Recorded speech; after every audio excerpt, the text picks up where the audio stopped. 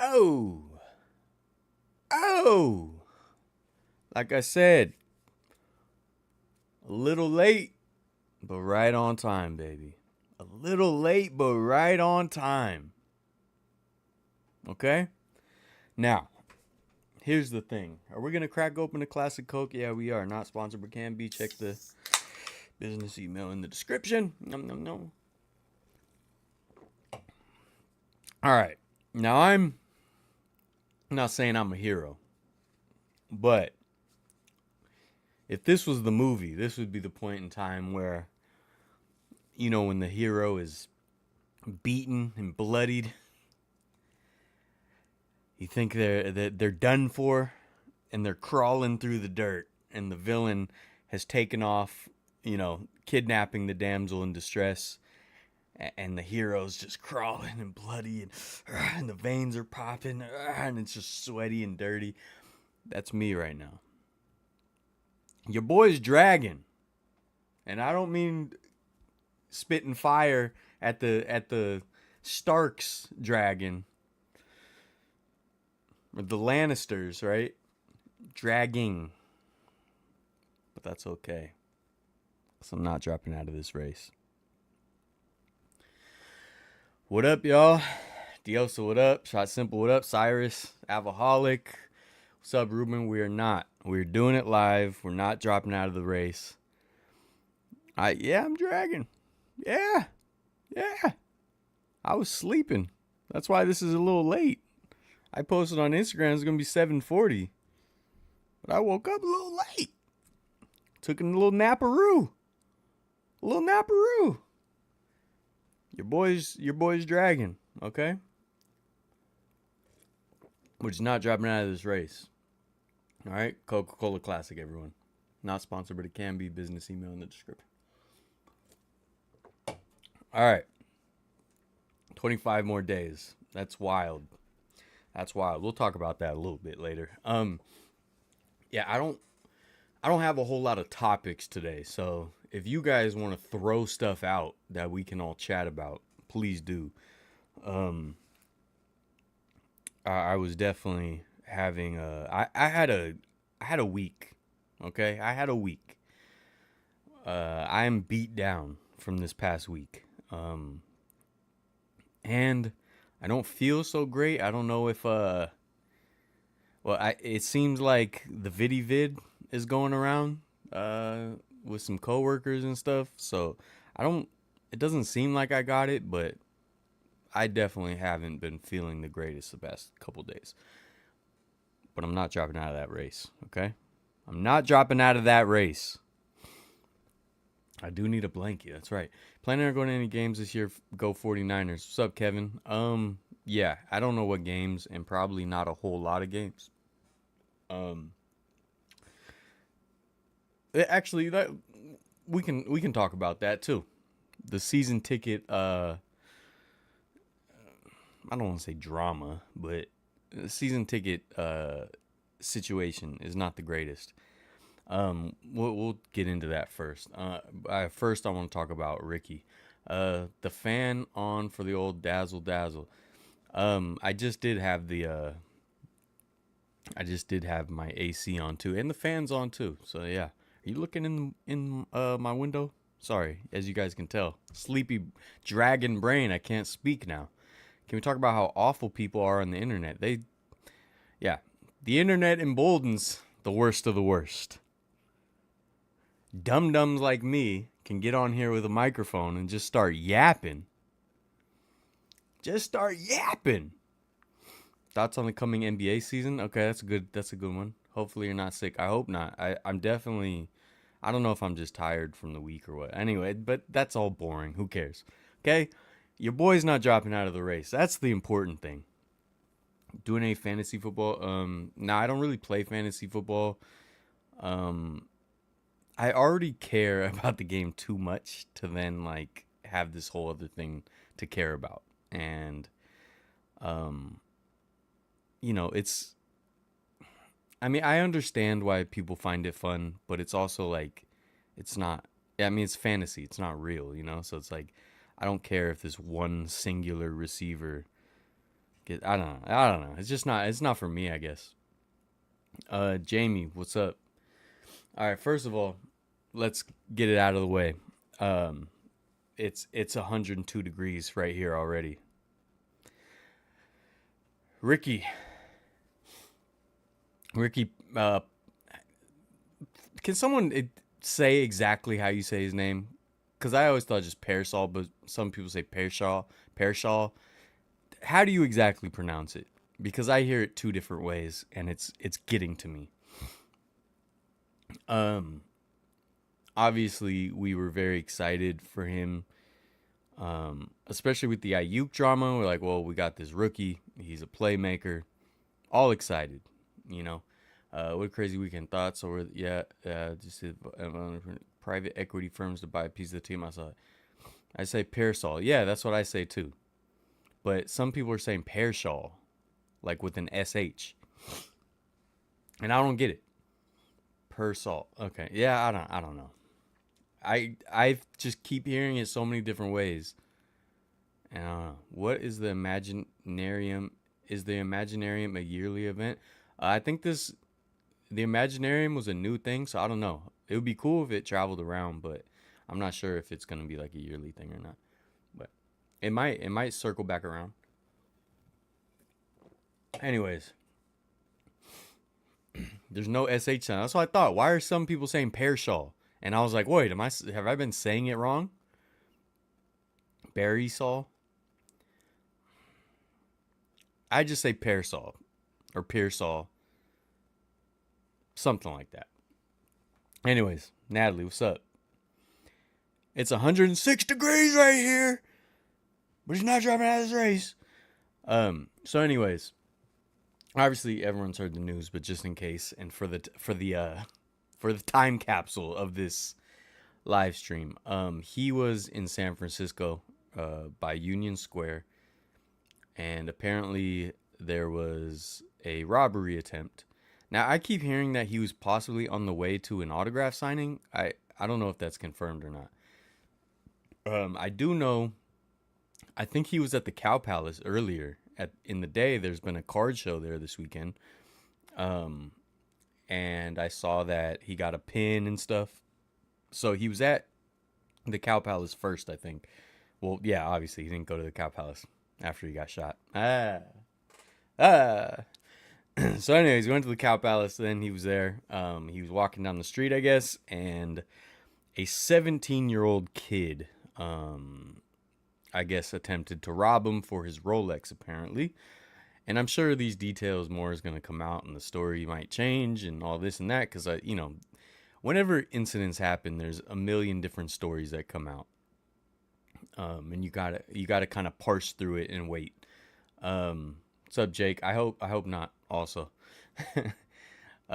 shouldn't walk around wearing Rolex solo. Not his fault, but could have been prevented. I mean, yeah. So, it was after the signing. Okay, going to the Roots game on the 29th. Nice. Have fun, Jake. Sure, Fox News will have a field day. Exactly. So, there was a robbery attempt. Apparently, Ricky fought back, and he got shot like somewhere right here, like right under his shoulder, apparently. So kind of near, I guess, between his shoulder and chest. There's a video of him actually walking to the ambulance, and apparently in the fight, the suspect got shot as well. So first to that, I want to say, bang bang Niner gang. We don't go out like that. He's one of us, okay? He's one of us, dude. Right? We don't go out like that, dude. You come at the king, you best not miss. You come at a Niner, you best not miss, dude. All right? That's number one. Okay? Mr. Pearsall was not going to drop out of that race. Okay? It's bang bang Niner gang. Coca-Cola Classic, everyone. Not sponsored, but it can be. Business email in the description. Hit me up, Coca-Cola. I'm here.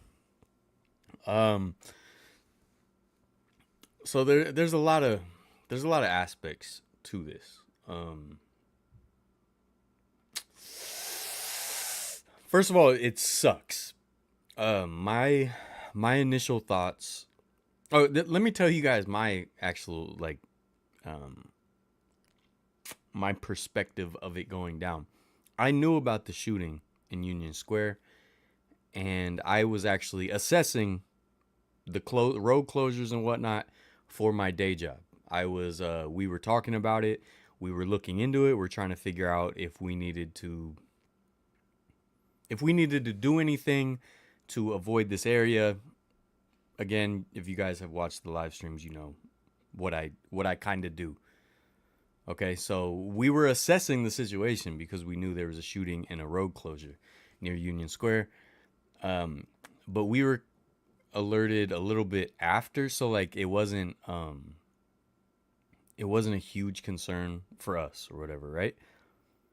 And then all of a sudden the news broke that it was our boy, our precious little baby boy. And I was like, "Oh my god, that's crazy." So my first thoughts for him was like him as a person, how scary that can be. And I've had situations like that. I haven't been shot, luckily. But I've been around stuff like that. And the PTSD is real. Like, it can affect you for a long time. And I can imagine how much that even is multiplied when you're actually shot, especially such a close shot to a very damaging shot. But you know, bang bang Niner gang, he didn't go out like that. We ain't no chumps, you know. But no, like honestly, how awful that is for a person to deal with that. And then when we found out it's a 17-year-old suspect, just how ridiculous that is in general. Like, the fact that a 17-year-old will, you know, put their life on the line to try to make a few bucks. What is their life like that led them, you know, to that place? Why does he have a gun? Just all these things. Was he targeted because they knew about the autograph signing? Did they go to the autograph signing, see the Rolex, and then was he by himself? Like, I don't know. There's a lot of questions. I didn't look at the news today, so I don't know if more has come out. Like I said, your boy's dragging. I was not doing anything today. But it's just sad all around because it's two lives and more. Anyone around and everything that's tarnished, you know? It's ridiculous. Josie, what up? Some people question his toughness when it comes to football. I've seen him walk in there and don't want to hear anyone. Yeah, exactly. He's not dropping out of the race. I don't have Madden 25. I'm thinking about getting it, but I need to upgrade my PlayStation first if I want to do that. Jennifer, what's up? Was that line from The Wire about? Yeah, yeah, it was. Found out about 5 minutes before the news broke. Dang. Remember a pro wrestler named Gypsy Joe shot in the chest yet shrugged it off. Went on to wrestle within a week. Whoa. Found out right after the Roots came on Bart heading to Chase Center for Peso Pluma. Charlie the Center girl like a grown-ass man. Yeah, I think that's probably what's going to happen. We'll see how it plays out. My grandmother seen a guy get his head shot. What? Didn't bother her. Yeah, she was probably too young to even know. And then so it probably... This is just me guessing, right? I not in anyone's mind, or I can't tell anyone how to feel, but it probably does affect her. She just doesn't realize it affects her. Because that's, for some of my trauma as a child, like, that's how it took me decades to realize. Yeah, apparently it's from Tracy. What up, y'all? It reminds me of similar situation happened to actor. I think his name was Johnny Wachter. He got jumped and robbed by a couple dudes in LA and got shot, but sadly died. Hey, was that the one recently? He was trying to stop a robbery or someone breaking into a car or something. Pearsall already released from the hospital today. Yeah, man. So what sucks is that, like, people use this, you know, to get political. And it sucks when like certain things are political, you know. But if you can't like point to a some legislation or a decision any politician made that led to something directly, or there's a correlation at least, it doesn't make sense. There's everyone says that San Francisco's Gotham City, and there's just it's lawless, and it's just not true. Now there's a lot of crime, a lot of property crime. It's spiked since COVID. Definitely, it's spiked. There's been property crime in San Francisco my whole life, by the way, and before my life, because it's a very compact, confined city. There's huge wealth disparities, and quite honestly, it's very easy to get away in San Francisco. It is very compact and easy to escape. And not only that, but it is, one of the biggest tourist cities on planet Earth. So, unfortunately, tourists are often caught off guard. They don't know the game. They don't know where they're at. They don't know how things work. They don't know the hot spots. Also, I think I'm the same way. Like on vacation, you kind of let your guard down. Um, so there's a constant group of people that can be exploited by criminals. And this just goes to show like Union Square, if you guys aren't familiar with Union Square, I actually plan on doing a video on the history of Union Square. I just, like all the other plans I have, I just don't have enough time because I have to work so much. But it's an area that is big for like luxury shopping. It's big during Christmas. They have ice skating there and stuff like that. There's all these luxury stores. There's like a huge Apple store. There used to be this huge, like really cool Disney store that's not there anymore. Um, the St. Francis Hotel is there, like big fancy old hotel. Um, it's that's what it's known for, is luxury shopping, and because of that, lots of criminals will go there and target people. They will target that's where all the videos are of the designer stores being like ransacked by a mob of people, is Union Square typically. Um, so they know to go there. Um, Now here's the thing though.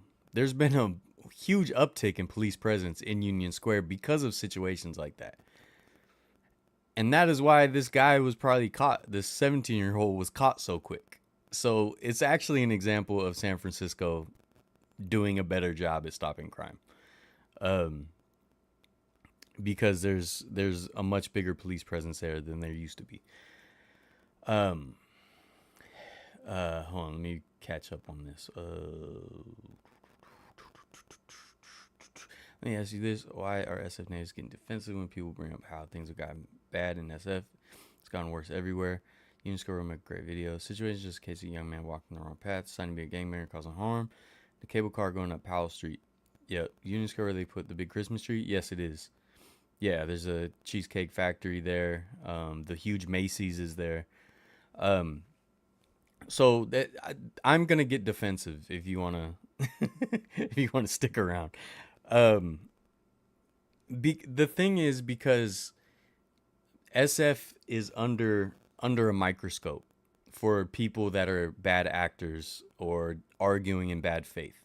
So every incident in San Francisco gets used as a political talking point.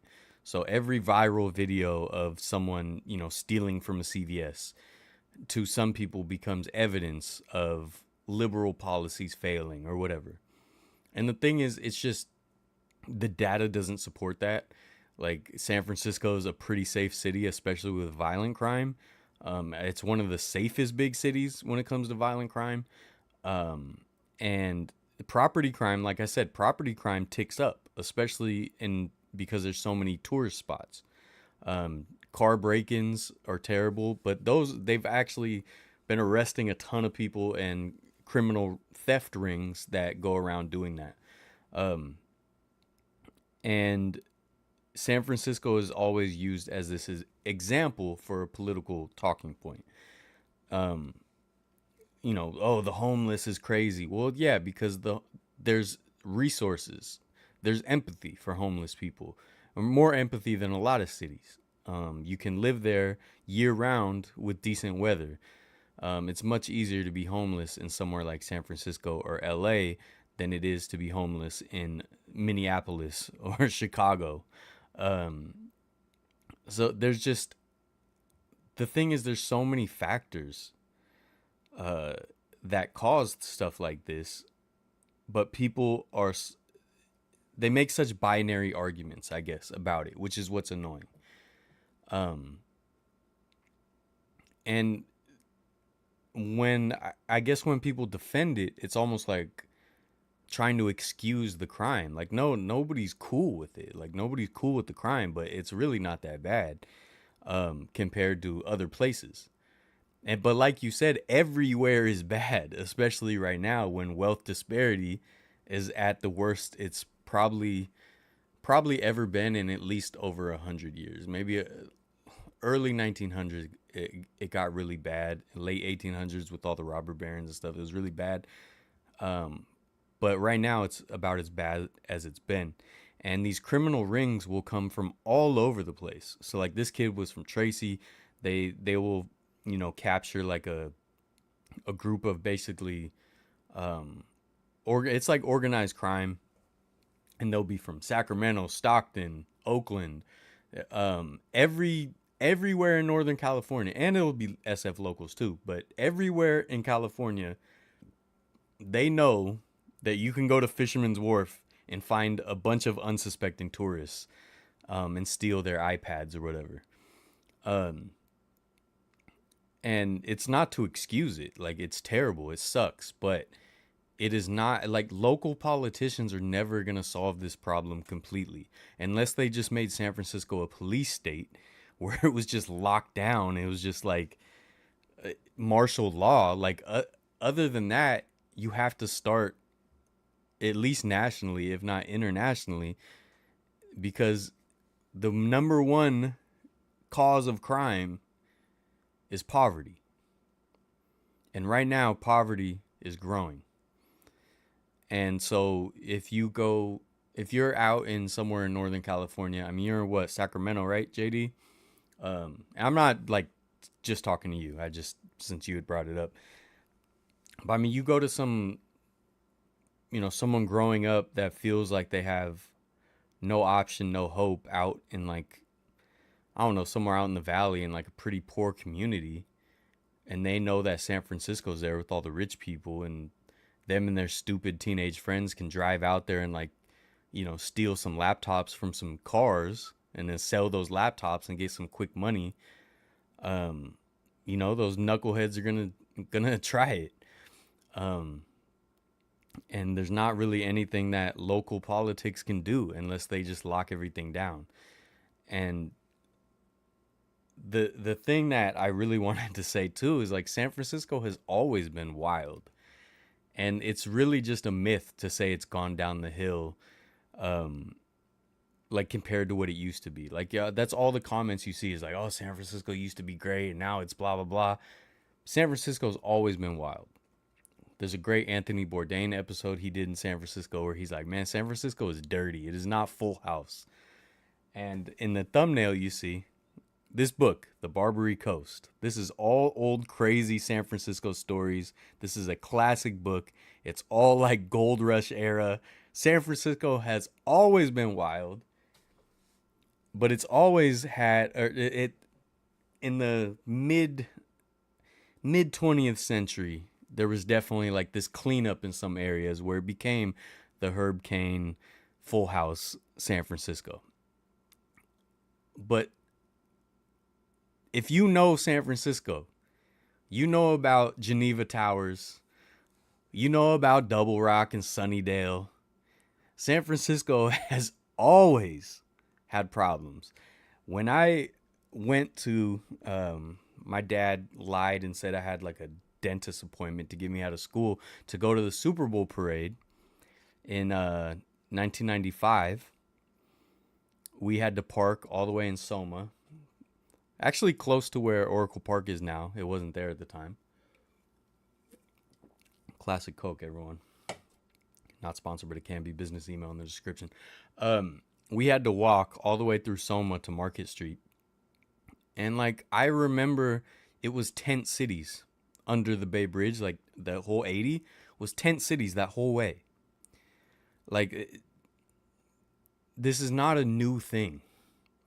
This is not a new thing, and local politicians will not save it. And it is not caused by liberal politicians. And it wasn't really caused by Republican politicians either, because what a lot of people don't realize when they talk about California, San Francisco, LA, and they try to vilify it, is that so many of the current policies we have now were put in place when California was majority Republican ran. That's what a lot of people don't seem to know, is Republicans ran California up until the like mid 90s. And that's what most of our policies are. So yeah, it's just local politics will not solve this problem, is my point. So using it as a political talking point is a waste of time, and it's just another way to divide us. And Ricky Pearsall being shot is awful. It's unfortunate, but it has nothing to do. You know, this 17-year-old suspect was not like, well, I saw the city council. I watched the last race, so I know that city councilman is soft on crime. So I'm gonna go rob someone for their Rolex. It doesn't. The system causes the situations or the climate for people to want to commit crime or be open to committing crime. So that's where the politics comes into play, and that is not really local politics, especially somewhere like the Bay Area that has so many tiny little micro cities and stuff. So it's like there's just a ton of cities. But anyways, just yapping. Not judging, just curious why. I feel you. Visited many times. Used to live in Santa Clara. So it's definitely safer than my hometown, Philly. I mean, but Philly has great areas, right? It's a mixed bag. I know Philly gets vilified for like Kensington, but that's not all of Philly, you know? Live in Sac, used to go to Old Sac all the time, and I wouldn't dare go there after dark. Yeah, I walked around there last year. There was definitely some strange folks about. Bay Area throwbacks in the house. Ezekiel, what's up? Did you go to the Giants game today? Nah, I woke up in the third inning or second inning. It's funny to hear you say most tourists don't know not to go to Fisherman's Wharf. I always tell people don't go to Fisherman's Wharf with your car. Take an Uber. Yeah, I mean, it's fine if you park in the garage, but if you park on the street, bippers are gonna have a field day. It sucks. It's not that I'm okay with it. Nobody's okay with it. It's just not the local councilman's fault that happens. And there's not much they can do besides create martial law. There's not much they can do to stop it. Have you ever driven down Lombard Street? Yeah, I have. Actually, that's another video. I want to do the real history of Lombard Street. But yeah, I've driven down it many times. Glad I lived in the hood and Sac. Makes me aware of my surroundings. Yeah, and it's kind of like you said, man. Like, you don't want to victim blame, but at the same time, it's like you do have to, unfortunately, in the world we live in, you have to watch out for this stuff. You know, like, it's definitely something I am aware of when I'm walking around with my expensive camera and stuff, you know? And there's been some situations where I think someone might have been plotting. And you have to figure it out and act accordingly.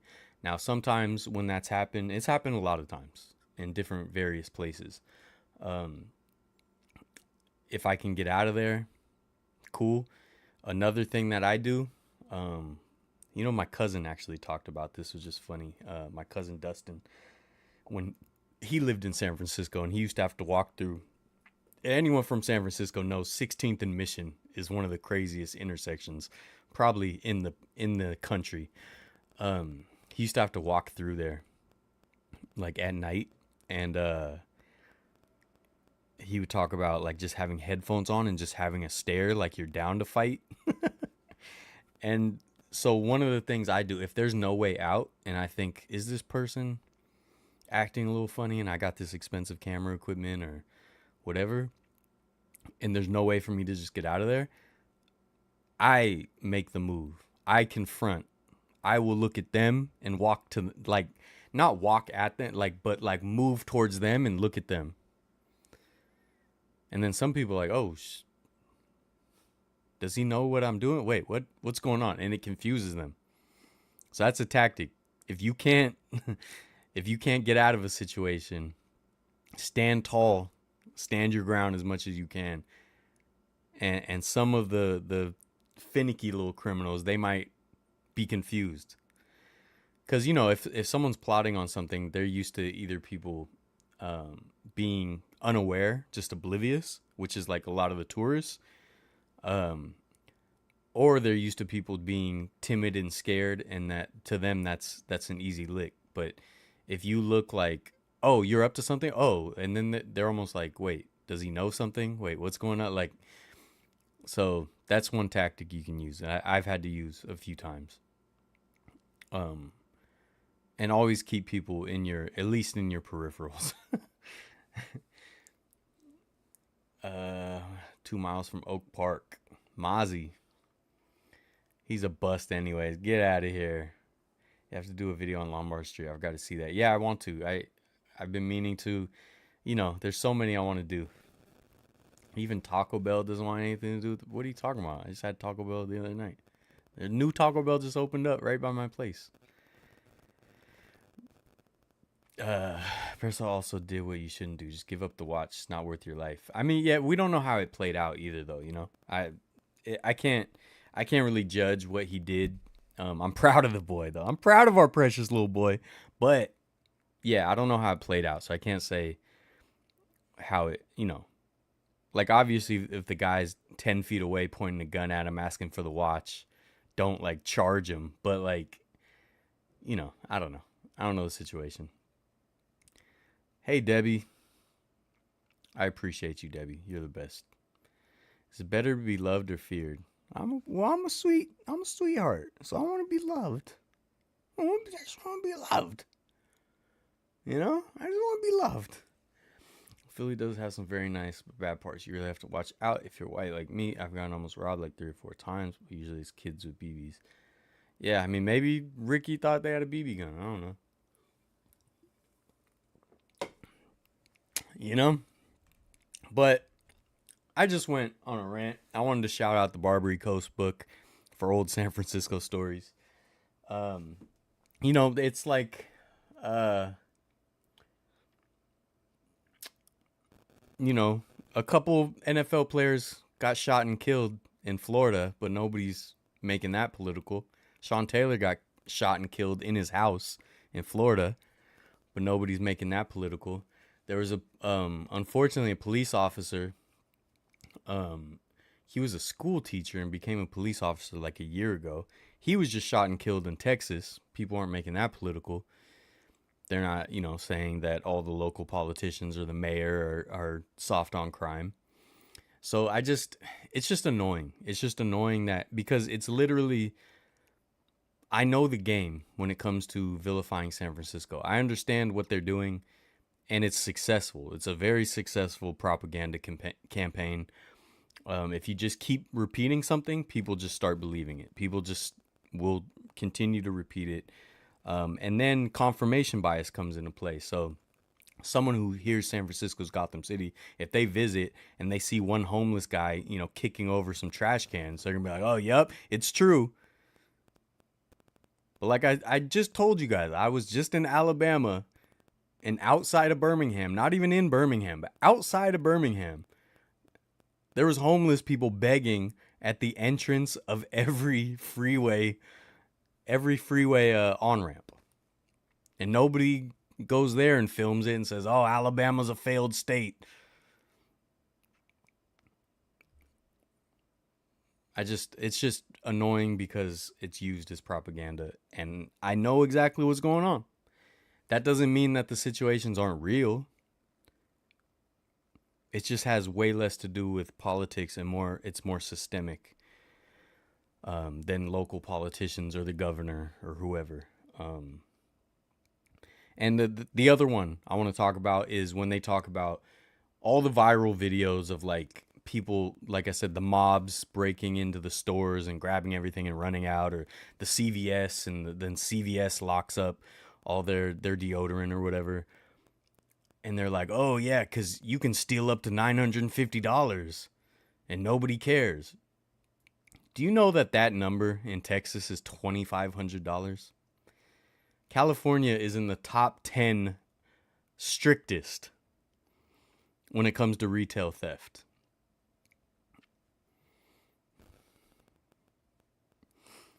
The facts just don't add up, folks. Joe Rogan was right. Joe Rogan was wrong. He was wrong. I'm in San Francisco every single day. The last A's game, the college tickets were sold out. Oh, dude, I think they're adding more tickets.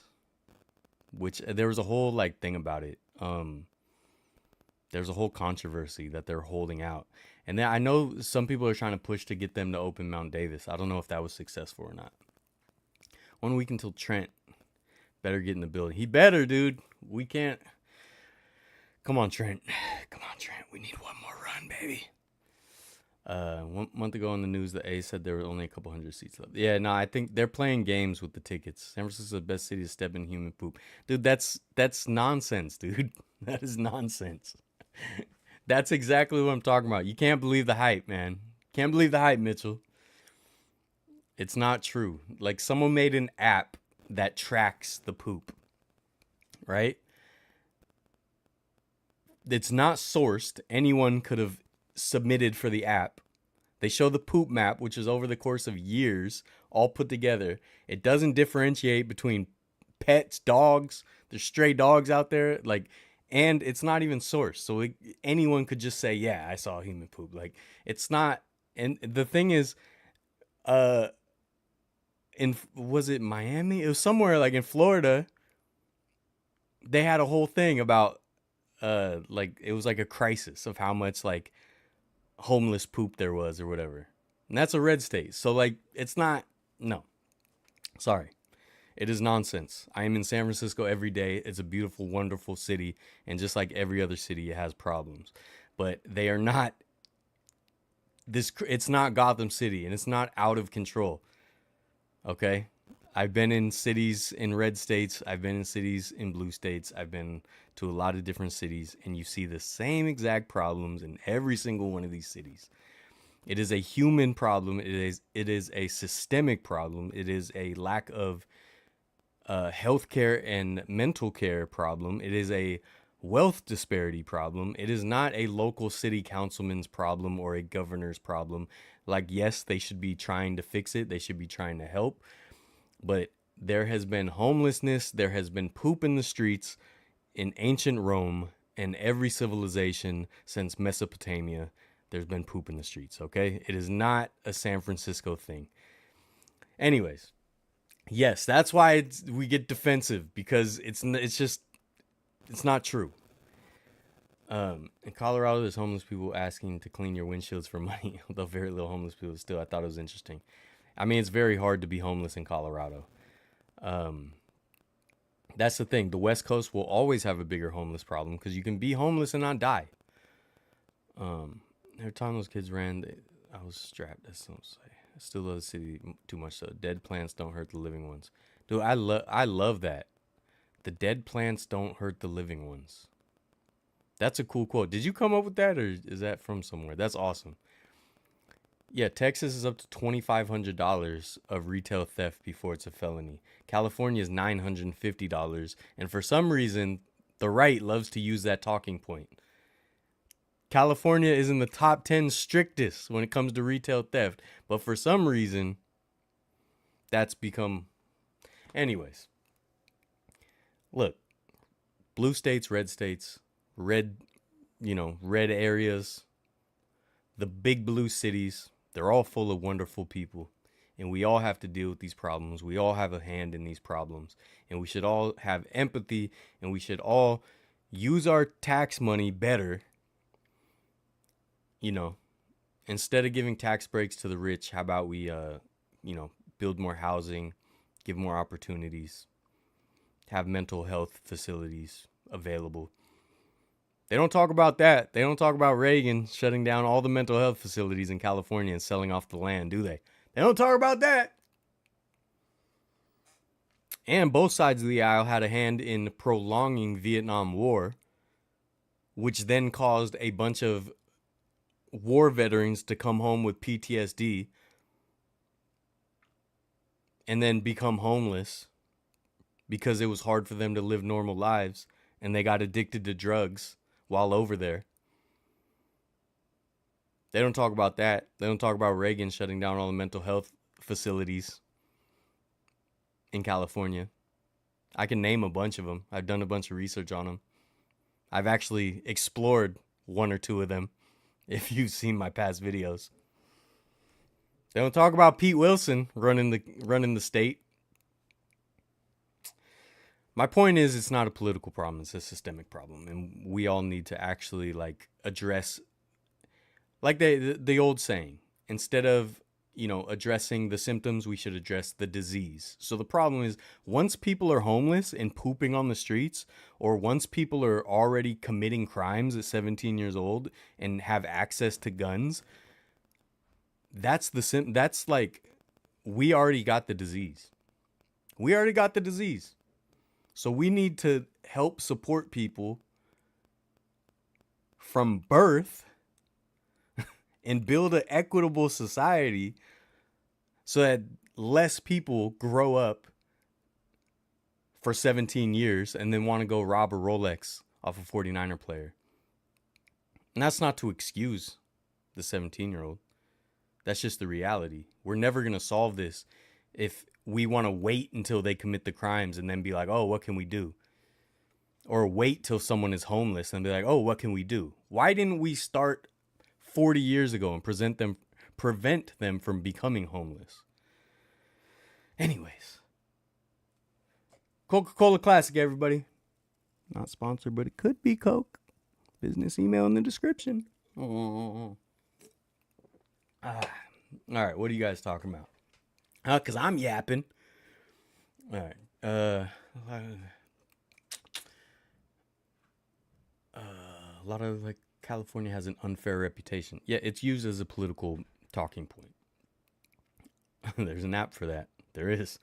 Do you think Ayuk was wrong to hold him for that extension? I heard a lot of sports writers blaming him for being selfish. I mean, that's hard to say.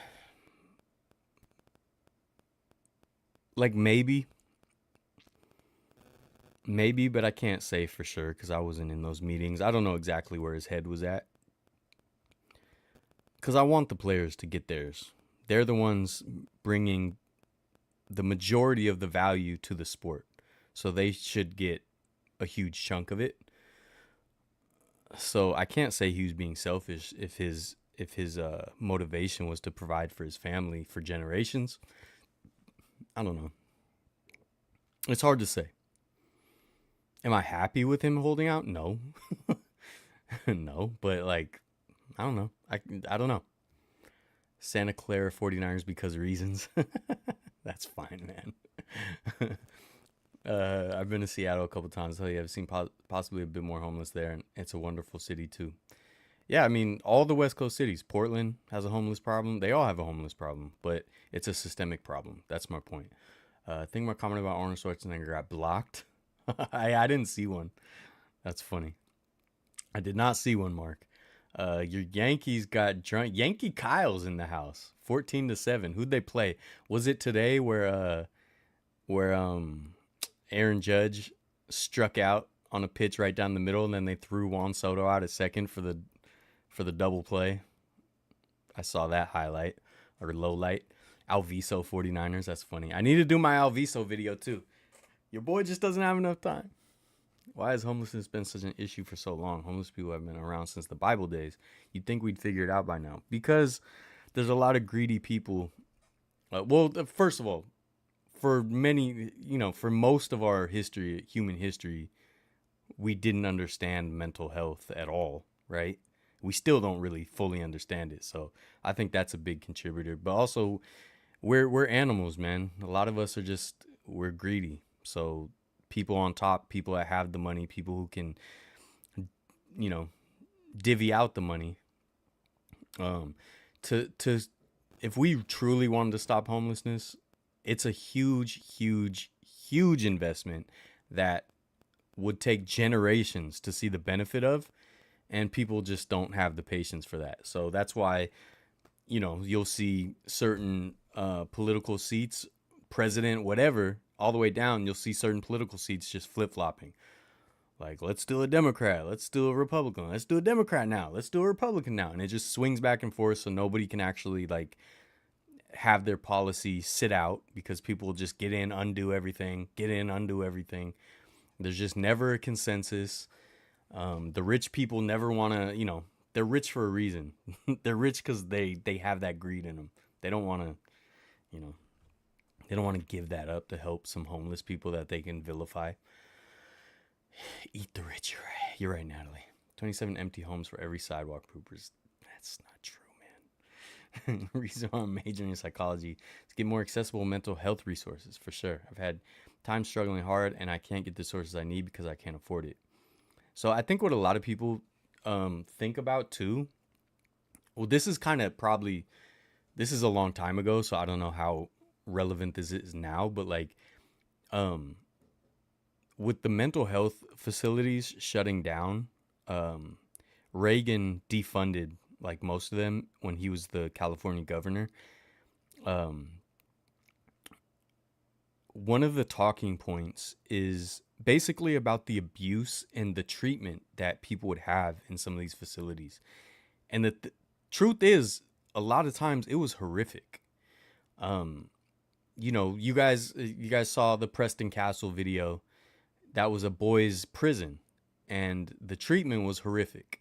So prison system, the recidivism that people have, like, because they're stuck in the system. Most prisons aren't actually set up for rehabilitation. Um, Most mental health facilities didn't have enough checks and balances. It was absolutely true that the treatment in places like that was terrible. So that was a talking point to get them to defund it. Where really what we should have did is put checks and balances in so that the treatment isn't horrific. But instead, because, Reagan and the rich people that backed him, they would rather have not paid those taxes. They'd rather just keep that money instead of dumping it into mental health facilities that were state run, so you know, they can't skim off the top because it wasn't private contracts. Um, they could use talking points like that, which were true, but instead of fixing it, they would rather just abolish it. And that was, I think, an awful, terrible decision that California is still dealing with to this day. Now, I actually need to look into this more, so I'm not an expert on this. I'm not an expert on anything. I'm a big dummy yapping on YouTube. But there was some ideas being floated around in California now to get some more mental health facilities going. And I hope that does happen. There is unfortunately some people that just they can't take care of themselves. And I think it is the measure of a society how they treat what would be considered the lowest. And so I think our society right now is basically a failure because we treat our lowest like absolute garbage. And again, like even the homeless people in San Francisco, they're used as a political talking point as if they're not even human. And they're capable of awful things. There's homeless people that do awful things. But that doesn't mean you don't try to take the high road and try to help people instead of just using, oh, this homeless person pooped on the street and then they, broke into someone's house and smeared it all over the walls. Sorry, I'm getting a weird example. But like, you can't just point to an example like that and then be like, let's not help any of them because they're all animals. And that's the same thing with like the kid who robbed Ricky Pearsall. Like he was failed in some ways Whether it was, I don't know if it was his parents, I don't know if it was society, I don't know if it was his mental health, I don't know if it was school, education, or, a mixture. But all we know is that he failed, and he was failed by the system. So why don't we try to fix the system instead of just like using it as a political talking point to point fingers? That's my thing. I want people, I want us to be a empathetic society that can make certain sacrifices to make the all better, like everyone better, instead of just using the worst examples to make things worse for everybody. Same example with like whenever there's like a social safety net, people will, and I'll start goofing off after this. I won't I won't stay super serious, but like people will point to any social safety net and then find like someone who's scamming it or taking advantage of it, exploiting it, being lazy. It's like welfare. They're like, oh, this person doesn't even want to work. They're just getting their welfare check, and now I have to pay for them to not work. But the overwhelming majority of people using the resources from that safety net, their lives are better because of it. Or it's helping them get a leg up. It's helping them get out of a hole. Something like that, right? So to me, if you take my tax money and you say 95% of it worked out pretty well, and then 5% of it, some piece of trash, conned it out, and they just so they can be lazy, I'll take that. I would rather us take care of everybody the best we can and have a small percentage of people exploit it than just say, oh, a small percentage of people are going to exploit it, so let's not help anybody. To me, that's strange. That is so. I would rather go like have a task force to prosecute the scammers. I would rather have that than just use that to be like, let's not help anyone. You know what I mean? It's 200 degrees in here.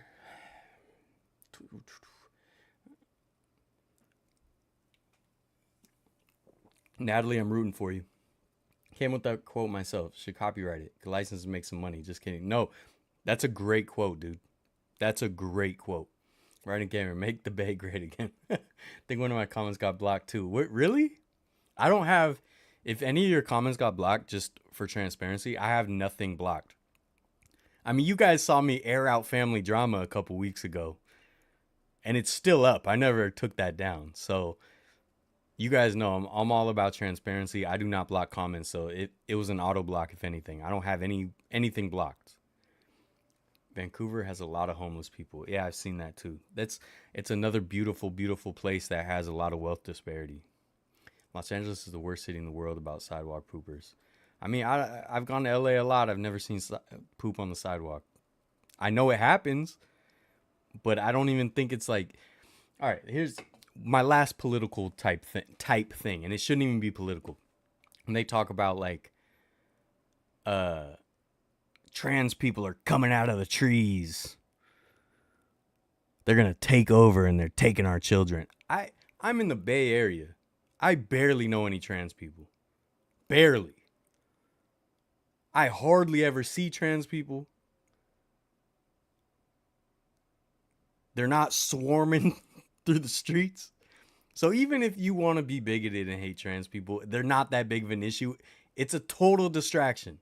So we're arguing about trans people and which bathrooms they should use instead of like, why are the rich people exploiting us? Look, this is an inclusive channel. Got nothing but love for anybody, however they want to live their lives. Okay? So trans people, you're fine with me. I don't care. It does not bother me. Okay? But I'm saying it's a distraction. So the poop on the sidewalk is a distraction, in my opinion. And it's not a real issue because you don't... If there was poop on every block and it was just like a constant thing, sure. And if trans people were just running down the streets with pitchforks, but they're not. They're just people trying to live their lives with dignity and respect, like all of us. So it's a distraction. Let's just be nice. Let's just be kind. Let's be empathetic. All right. I'm gonna make a video about the abandoned mental health farm near Oxnard. I've heard about that. Is it still there? That would be cool though. That'd be super cool. A lot of topics are good selling points for politicians. Get rid of those selling points, they wouldn't get votes. Exactly. It's like culture wars, man. It's all distractions. What's up, Jack? Dylan wants to say thanks for your saying I'm not an expert on this, so I'm going to have to do more research on the topic. That phrase is hardly ever used. Look, I'm a big dum-dum, dude. You know? So this is the thing. It can be hard to argue things, or like, not, I don't even like to argue, just debate things, because like I'm totally willing to be wrong. Like I'm open to being wrong. So when I'm talking about like the San Francisco stuff, like I've looked up the numbers to try to be right. Like I want to be right. If some of these right-wing talking points about San Francisco were true, I would have no problem admitting it. It would not bother me. My political opinions, whatever, are not my identity at all. I leave for a minute here. A homeless woman pooped and then broke his sauce smeared on the wall. I'm sorry, Dios. I'm sorry, dude. I'm sorry. This is how cities criminalize homelessness before building, creating resources and housing for them. I would understand if the resources were plentiful. In most cities, they aren't. 100%. And the resources that they build, like shelters and stuff, they don't do enough to protect the people in those shelters. So this is my thing. If we want to fund those supposed solutions, they have to be fully funded. Instead, we half-ass it, and then it fails. So then the other people on the other side of the aisle will be like, oh, see, it failed. It's a waste of money. It's like, no, because we needed more money to make it safe for people, because homeless, like the amount of like sexual assaults that homeless women face when they go to like some of these shelters is awful. And the fact that like they don't have enough resources to have, you know, security or build it in a way where it's like tiny homes where they can actually have their own space is like, it's, if we're not going to fully fund it at all, it's going to fail every time. YouTuber named Joseph Oliveira does a bunch of videos on homelessness in illegal cities, and he does one on the city where it's illegal to be homeless. Yeah, man. Like, we should show empathy. And by showing empathy, look, this is what I learned as a person, as a dude, right? Hey, I'm a dude. Hey, I'm just a dude, right? I'm just a dude with the final battle of the Bay pin that Windcraft did, and it's really cheap and stupid. And Gabe's Coliseum pin is much better. I'm just a dude. I'm just a dude with a copy of the Barbary Coast. Okay. I totally forgot what I was saying.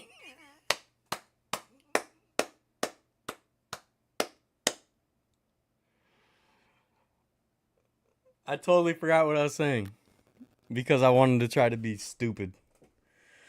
Oh my God. It's illegal. What was it? Okay, it was illegal to be homeless. I don't remember, dude. It's 200 degrees in here. I'm not dropping out of this race. Yeah, you can find piss everywhere from drunk people. Yeah. Where it's illegal to be homeless. What was I talking about, dude? Dang it.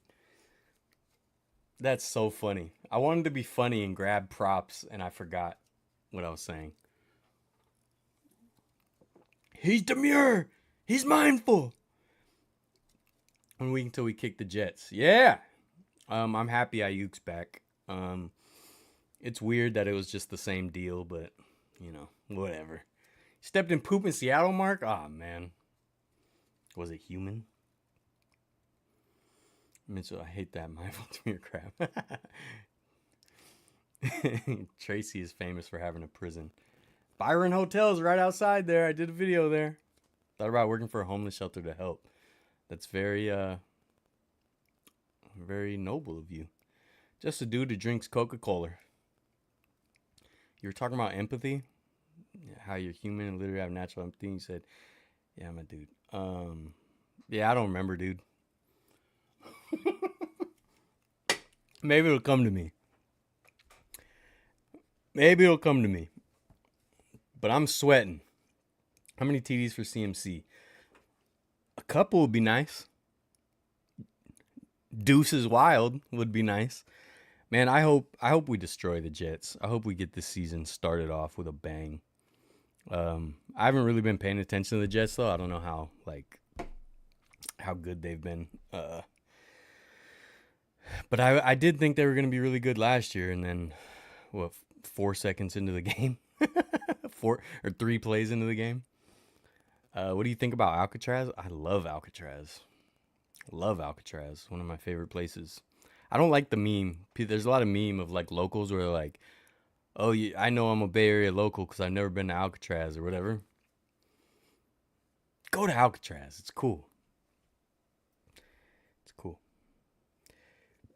I totally forgot what I was going to say, and it's going to bother me forever. I bet I'm going to remember when I get off this. When I get off the stream, I'm going to be like, oh, that's right. That's right. But yeah, let's just, let's show some empathy, folks. Let's show some empathy.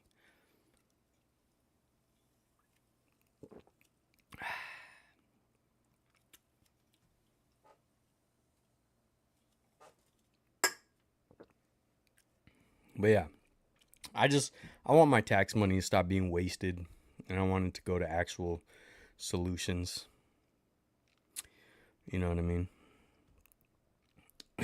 I'm excited for football to come back. Just want to see some football. Me too. Me too. The New York 49ers. They got a couple of us. But I'm telling you, they ain't fighting off armed robbers. Okay? Until they do that. If you can't remember what he was going to talk about, let's put it in Discord later. That's a good idea, Jamie. I will. I'll remember at some point.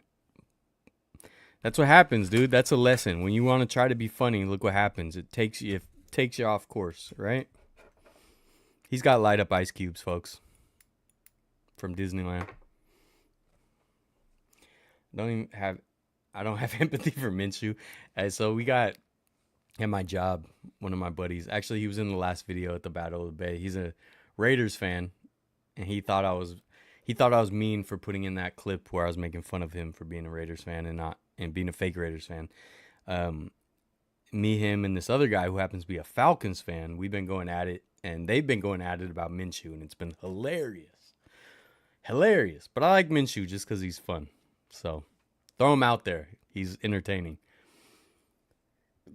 Bo Nix win his first of 15 consecutive Super Bowls this year. Man.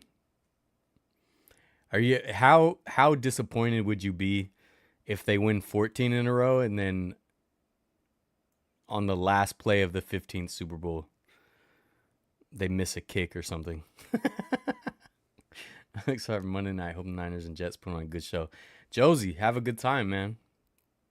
I am selling the rest of my tickets for most of the season. Anyone's interested, hit me on the Discord or Instagram or something. Just nervous about this season. Pray it's not another 2020 type season for us again. I hope it's not a hangover season. Yeah, I hope they're still, I guess, motivated, I think they are. But it's so hard to get there. It's so hard. Once a Bay Area local, and I've been to Alcatraz at least 5 times. This is random, but with the news of the Roots playing at the Coliseum reminding me of when I saw the earthquakes at the Coli. Yeah. Roots are going to be there next year. There was something actually I was going to bring up about the Coliseum. I was going to talk about the 49ers season ticket thing. Dude, so, all right. I posted this in the Discord, but dude. Hey, dude. Every year they give us a season ticket gift. Okay? It's just usually like a random piece of memorabilia type thing or whatever, right? Like a couple years ago, for the 75th season, I got this like medallion. It's a gold medallion. It's not the biggest thing in the world, but it's still kind of cool, right? It's kind of cool. I got my Levi Stadium thing. I should have brought it down and showed you guys, but it's a Levi Stadium wall-mounted placard thing. I have it on my wall in my living room, and it has kind of like a 3D cutout of Levi Stadium. Super cool. And then last year we got a set of pins and like a duffel bag, a 49ers duffel bag. Dude, this year it's a freaking plastic bag, like a clear bag that you bring into the stadium with a 49ers logo, a little like fanny pack, and a wallet. Like you could get all of that for like $20 on Amazon. Just unbelievable. And they keep raising the prices every year. They keep raising the prices every year. And we can't even get a cool piece of like memorabilia. The Raiders got like the dopest package for their season tickets, and we get an Amazon clear bag for that's $8. Unbelievable. Unbelievable. I think I've mentioned this before that I don't know if I want to keep my season tickets. Um so my game plan has been to try to keep them until the Super Bowl to see if I can try to get Super Bowl tickets. And I don't know exactly how it works. I don't know if any of you guys know how it works, but like I think for the Super Bowl we'll be in sort of like a lottery. So there's a chance I wouldn't even get Super Bowl tickets or have the chance to buy them. And by 2026, Super Bowl tickets might be, $10,000 face value the way they keep raising the prices. Um, so it's been a joke, man. And I really was happy to become a season ticket member. Um, it was a point of pride for me, not because of like my fandom, but just personal pride where it's like, because growing up, I never would have guessed I could ever become a season ticket holder. Like, to me, that was for rich folks, you know? And the fact that I did was like a personal milestone. But they're making it so difficult. And, you know, I might be getting a pregame field pass for week 1. Oh, that'd be dope. Let me know. How do you do that? You bug them? You can get field passes? I don't know how to do that. Should have a first hit at a Ballers game next season. I wish, man. They don't seem to like me, even though they played some of my videos and stuff, but I don't know. They don't hit me up. So I don't know. I would do it for sure. Uh, Trent Williams better get in the game soon. Yeah, seriously. Trent, we need Trent. We're not going to do it without Trent. I don't know. Maybe after 14 straight, I'll be okay with spreading the wealth a bit. Season ticket gift this year is so whack. Bro, I have that same 75th medallion. Yeah, the medallion, it's not a huge thing, but it's unique and it's cool. At least, right? It's not, even though the Raiders got this huge cool package, I'll take something like a medallion that is at least cool to put on the shelf. Um, but the fact it's like a clear bag and a fanny pack is unreal, dude. And a wallet, I'm not gonna use that cheap little wallet. Season ticket team went above and beyond for that one. For the Raiders one is sick. They snubbed you with the gift for sure. The bag is probably for holding the gifts from last year. It's a lottery for Super Bowl tickets, and if you aren't one of the richest fans, you ain't winning. That's crazy. I just bug ask my ticket rep if they can give me a field pass. Usually I find something to complain about first and use it as leverage. Oh, I don't even know who my ticket rep is. I don't even talk to them. I talked to the original ticket rep, and then I guess they left, and I got assigned to someone else. And then I still want to ask them. It's been years now, but I still want to ask them for like a Levi's tour because I got my tickets during COVID, so like they weren't doing the tours. Like a lot of times when you become a season ticket member, they'll offer you like a tour. You guys might remember I did a tour of the SAP Center where the San Jose Sharks play. That was because me and my boy were like, my boy Josh Fields, Hatch 86 Films. We kind of he talked to the rep and was just like, "Oh, I'm interested in maybe getting season tickets for the Sharks," and so he gave us a tour. But I didn't get one for Levi's, so I still want to like circle back and ask, like, "Hey, I didn't get one. Can I get one?" Not too late to buy season tickets to Golden One Center. Won't remember you once rooted for the Warriors, Dylan. I've had a million reps. I don't do tours anymore. Traders don't have a good product on the field. Yeah, I guess the Raiders need something to get the fans into it.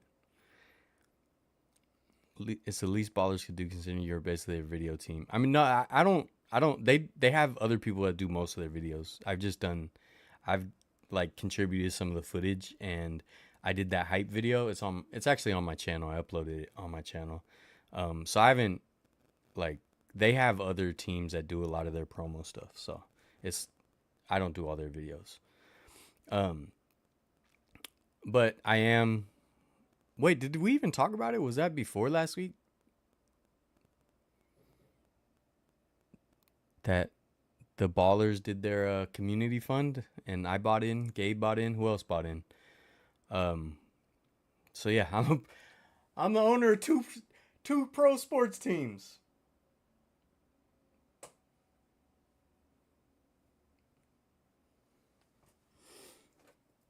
Two of them.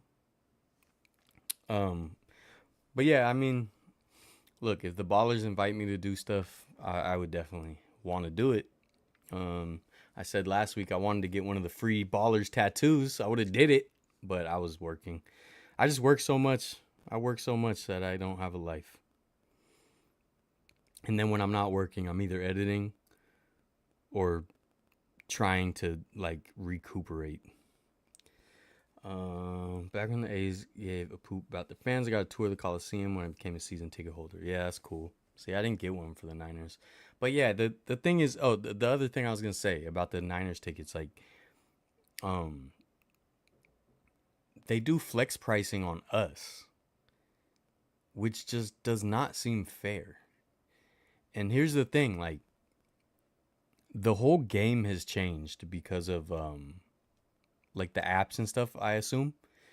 So like the whole idea of becoming a season ticket member, the whole idea is that you're buying in bulk, so you should get the cheapest price, right? Like you should get like the retail price, but they keep raising the retail price to stupid levels, and then they do flex pricing. So when we pay for the tickets for like the Cowboys game, it's way more expensive than the Cardinals game, for example. So where is the benefit? Like the only benefit is if you go to every single game. If that's just what you want to do. Like that's the you want to put the expense out there cuz you want to be at every single game. Like I love going to games. I don't want to go to every game. Sometimes I just want to relax at home, watch the game on TV, or maybe even go out somewhere with some friends to like, you know, a sports bar type place.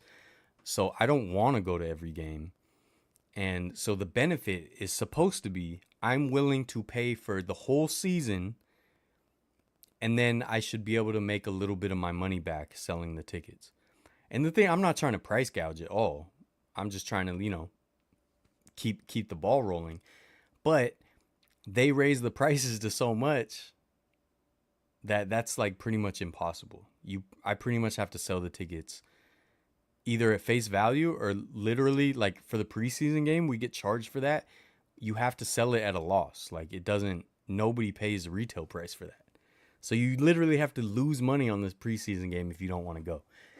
And like last year, I had to go to the Cardinals game because I couldn't sell the tickets. And I was just selling them for what I bought them for. I wasn't raising the price. It's not worth it. It's just not worth it. And the thing is with the apps, what I was going to say about that was like, people know that you can just wait till the last minute to buy tickets and then the prices are all going to plummet. So because of that, people are just getting over on the people who actually like buy the season tickets.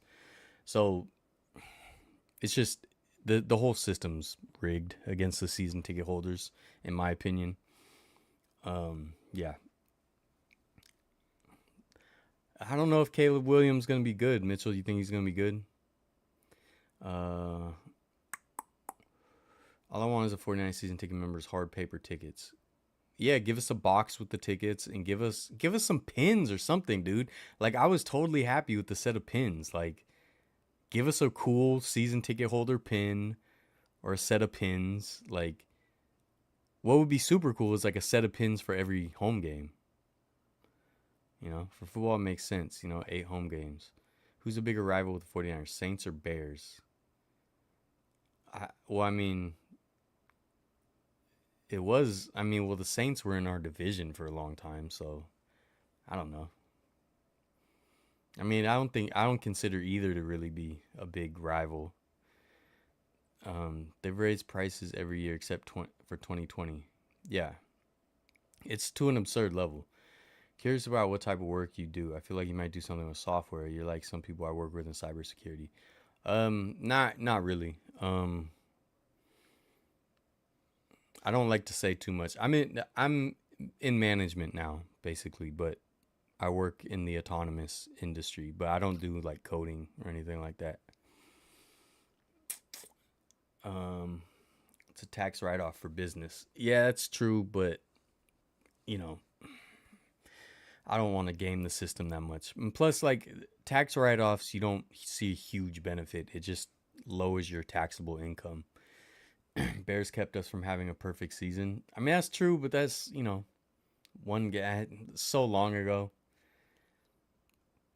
Is Niners Seahawks still a rivalry? I mean, yeah, it's a divisional rivalry. I never thought it was a huge rivalry. Like, I don't, to me, maybe because I'm just old, but like, to me, the Cowboys will always be, to me, the number one rival. Even if we don't play every year, even if we don't, you know, see each other every year, like, we're not in the same division. But to me, it's a perfect rival. Either team would have like 8 Super Bowls if it wasn't for the other. It's blue and silver, red and gold. It's Cowboys and Miners. It's they're both Wild West themed. Um, Texas and California. It's just like I don't, to me, it's just perfect. And the fact that like we were two powerhouse teams of the decade at the same time, or like overlapping, not at the same time, but overlapped. Um, yeah, I don't know. They're just perfect rivals to me. And to me, I like the fact that we don't play every season. Like to me, it's like the Seahawks is like, yeah, they're a divisional rival. It's always going to be fun to beat up on them, but like we see them all the time. So it's just not. It doesn't feel as special as those Cowboys matchups, you know. Um, Caleb doesn't have to do much. Bears stacked. We'll see. I've been watching Hard Knocks. I don't know. The Bears don't seem serious, but that just could be Hard Knocks. Want to ride in one of those autonomous cars. I can get you a ride, man. They're fun. I feel like the Black Hole fan group should have been invited to the Fans Fest earlier this year. They weren't? Oh, you mean the Fans Fest like in Oakland? I mean, I'm sure there was a ton of Raiders fans there. Box with the nice ticket stubs and a pack of team cards, a lanyard, season ticket holder pin, other pins, and team photo, and maybe a personal message from a player. Yeah, it doesn't have to be anything crazy, man, but they could do something. The clear bag was like insulting. Insulting. So the Rams are definitely a fun rival. Um, I just think it's a more recent rival because we were never good at the same times. That was what always made the Rams rivalry not feel as big to me, was because like when the Niners were super good, um, the Rams were, you know, not that great. They were mediocre to maybe slightly above average during that whole time with Jim Everett and stuff. And then when they got good, like greatest show on turf, that's when the Niners were kind of in a downward swing. Um, so we didn't get good until, what, 2018, 2019. Um, but it's fun. It's definitely fun, especially now that they're back in LA. Hate the Seahawks just because of Super Bowl 48 and the Russ trade. I mean, I don't even hate the Seahawks, honestly. I know JD does. I see how the most. Their fans are insufferable. Yeah. No, the Seattle fans definitely were annoying because, like, you know, it's like they would be so quiet for so many years. And then they'd have like one good run and they'd get loud again. And yeah, it's just, I don't know. But I don't dislike the Seahawks that much, to be honest. Like, I just don't care. Um, But like I always like their uniform redesigns and stuff. They have cool uniforms, so yeah. Uh Never hate the Raiders. They've been irrelevant my whole life and never hurt me. I agree. Actually, I've I give them a hard time because they give me a hard time, but like I I like the Raiders' history. Chris Everett. um yeah, I never minded the Raiders. You guys know I love like sports history and stuff. I love NFL history. I love AFL history. So I always thought the Raiders were cool. It wasn't until Raiders fans started giving me a hard time that I started giving a hard time back. But um, yeah, Raiders have awesome history. I love John Madden. I love Charles Woodson. I love Marcus Allen. Love Bo Jackson. I don't have a problem with the Raiders at all. Biggest rival is Kyle Williams. Dude, I was at that game, man. That was rough. Actually did cybersecurity with a firm, not the one that caused a computer crash for Google. That's why I lived in the Bay. Yes, it paid a lot. That's nice.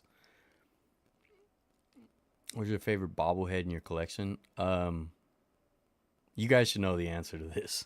I don't have a lot of bobbleheads. Never really started collecting them until recently, and I only have a few. So, like before this, I've only had I had a Klay Thompson one I got at a game, a giveaway and stuff. I didn't have too many. But Bobble Cheeks is my favorite. Come on. The Vulcan, man. The Vulcan with the Bobble Cheeks. I got my Willie Mays Birmingham Black Barons. That one's awesome. Got my Joe Staley. It's the Joe Show. Right? Yeah, I don't have too many. I got the classic A's one that Gabe gave me. Got the Vita Blue back there now. Kind of see it. I don't know. I like all of them. I'm not like a huge bobblehead head. So I only get ones I really like. So I like all the ones I got. But Gabe collects like all the A's giveaway ones. He gets them like the whole collection. Me, I just collect just the ones that I really like. But bobble cheeks. Yeah, if you live in Vegas, that's definitely different, Mitchell. You got to deal with that. Broncos country, let's ride. Oh wait, now it's Steelers country, let's weld. Dude, you got some bars, Stumpo. So next to Kyle Williams' family at that game. I got witnesses. Man, that's crazy. I'll be honest. I feel bad for Kyle Williams. I definitely think he had a concussion. I don't think he should have been playing. And I think we would have won. I think we would have won it all that year if Teddy Ginn Jr. wasn't hurt. I think we went all the way that year. I do. Yeah. Yeah, how'd you forget about Bobble Cheeks, dude? By the way, I am still very, very upset. Very upset that I forgot what I was trying to say earlier. I'm still very, very angry. I don't know what happened. My brain lost it. I'll try to remember someday. Yeah, I'll post in the Discord, like I said. So, please join the Discord. Actually, let me update the link because it never links right. Hold on a second. Let me find it. Here it is. Okay. All right, what are we yapping about, folks? What are we yapping about? Because I don't know what else to say. I'm dragging. Your boy's dragging, dude. I am tired. I got to clean. I got to edit. I did a poll. I did a poll in the Discord about which episode I should drop next because I got a bunch to put out. So I got some stuff to put out, folks. I got stuff to put out. We got content. We got real content. I'm gonna be at least another A's game or two before the last game. All right, I won't say when. Well, I don't know when yet, but I will be there. Okay. I definitely want to go to a night game. Because the last game's a day game. I don't really like day games. I like night games. I want to be under the lights of the Coliseum for one last time with baseball being played. Are you off work tomorrow for Labor Day? Not for Labor Day, but I am off work. I'm off same days every week. You know what I mean? And then I can't believe it's football season already. I can't believe it. I can't believe it's already September. Wake me up when September ends. You know what I mean? Which is going to feel like tomorrow with the way time flies now. Are we in a simulation? Let's go down that path. Are we in a simulation? Because good Lord, is time flying. Good Lord, is time flying. He had chow mein today, folks. He had chow mein. Okay? You know why? Because the kid's smart. The kid got some orange chicken and egg fried rice yesterday from Su Fong. Su Fong right there on 3rd Street in Hunters Point. The kid got orange chicken and egg fried rice. And guess what he did? Guess what he did? The kid got an order of chow mein because he knew the next day he was going to want that chow mein. Oh!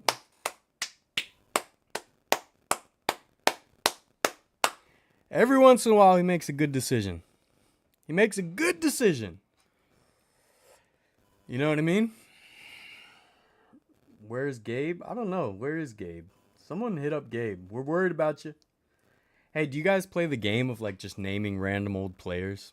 I do that with my brother. I just text him.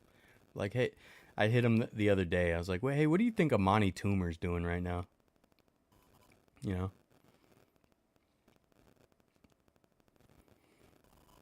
And then he said, I forgot what his answer was, but then I was like, do you think he has Jorge Posada's number? Let's yap about Kit Your Cat. Dude, look, we're gonna rip apart space and time if we don't kid our cats. And Gabe and Natalie, Drewy, Stewie, you guys think you're funny, okay?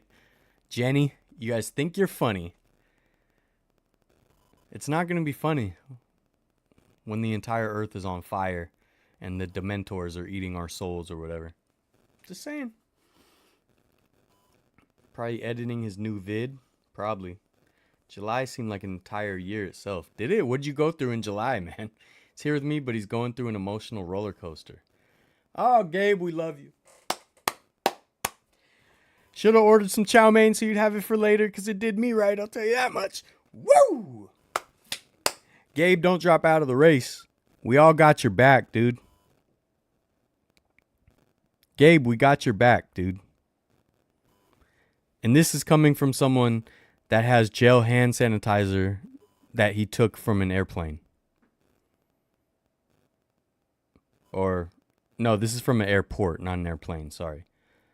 So if a guy that has gel hand sanitizer from an airport tells you he's got your back, dude, you're okay, dude.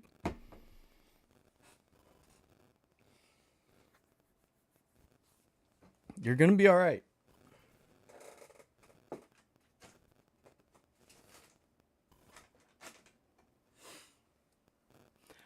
I got an old mouse pad with my old Vertlife logo.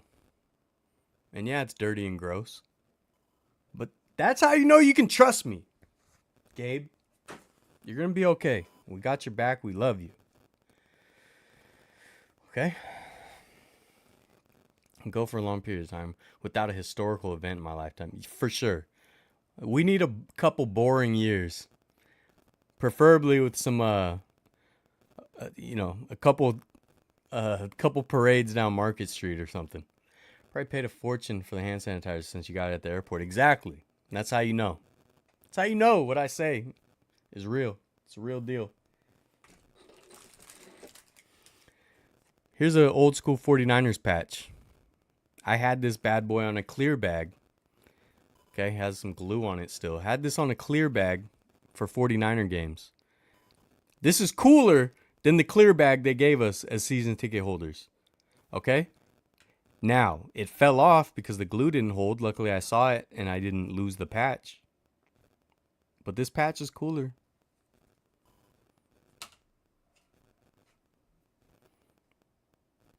Gabe, you're the best, dude. We're all rooting for you. We all appreciate everything you're doing for Oakland, for the Bay Area, for sports fans. We're all proud of you. And we can't wait to see everything that you have going on. And you're just going to grow from this. And you're documenting something very important to a lot of people. And you should be very, very proud of yourself. Because we're proud of you.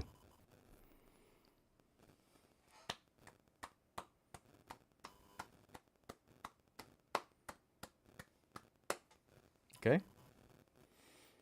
And I have a light up ice cube from Disneyland, so you know that you can trust what I'm saying. You know? If he's got a purple laser pointer,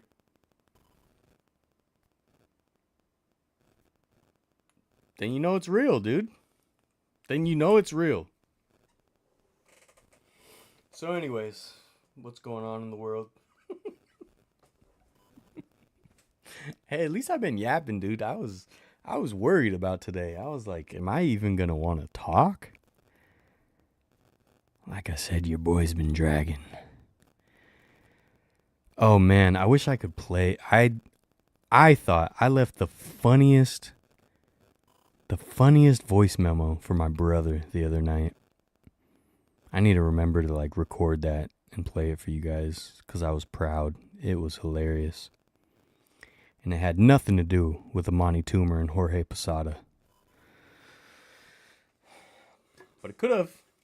He's out of Coke, folks. He's out of Coke. As you can see, I have nothing to talk about. Give me topics. Yell at me. Scream at me. Let me look at my camera roll. Have I like screenshot anything funny lately? There's something I got to talk about like next week. I don't want to talk about it yet. There's something cool that I want to talk about, so I can't talk about that yet. That's stupid. That sucks. I wish I could talk about it, but I can't yet.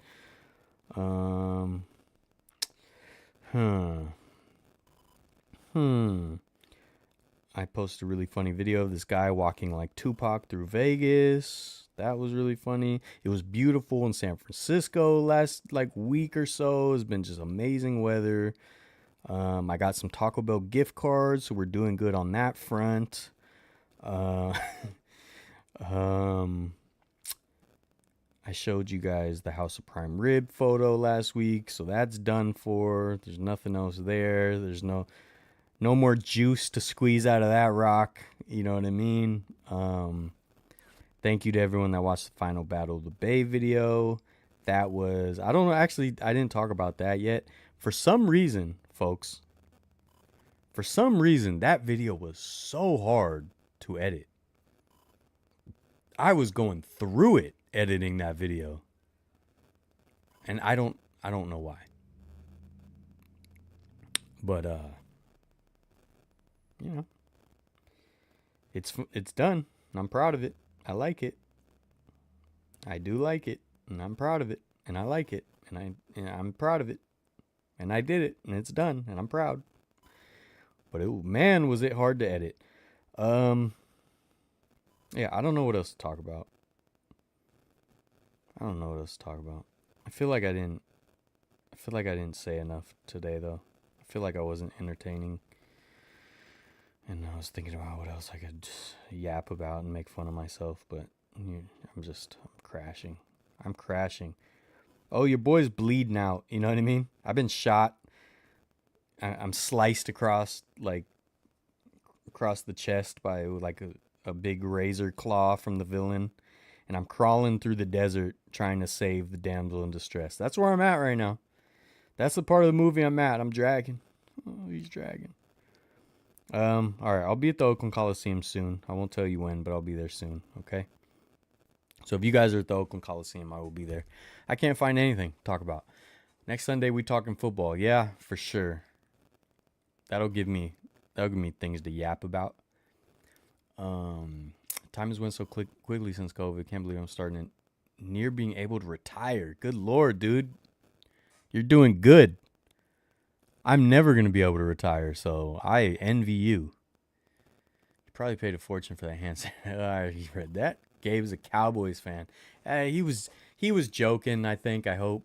What's up, dude? Next Sunday, we talk football. What's going to happen when the A's are in Vegas and they play in San Francisco against the Giants. Oh, that's what I was going to talk about. That's what I was going to talk about. And yes, we all hope Gabe is okay. Am I able to join your live stream? You want to join right now? Let me figure this out. I don't remember the link. Hold on. Let me try to set this up while I tell this story. The A's are going to Sacramento, right? The A's are going to Sacramento, and it's supposed to be for what, 3 years with an option for a fourth, and then they're supposed to go to Vegas. Now, I've told you guys on this channel, I've said it over and over again. I've said that I think they're getting stuck in Sacramento.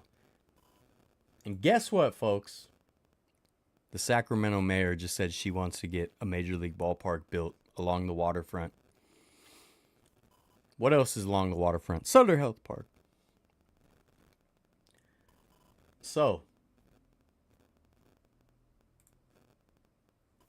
all right, Gabe, I'm trying to set this up. Let me see.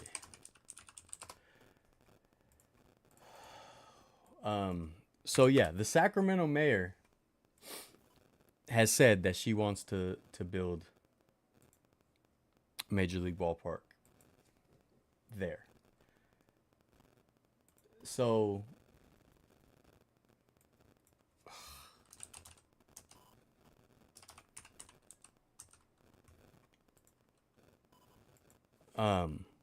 like I said, Sacramento is positioning to try to keep the A's. Vivek and Sacramento are in cahoots, and John Fisher's too dumb to know that they're going to try to yank the A's right from underneath them.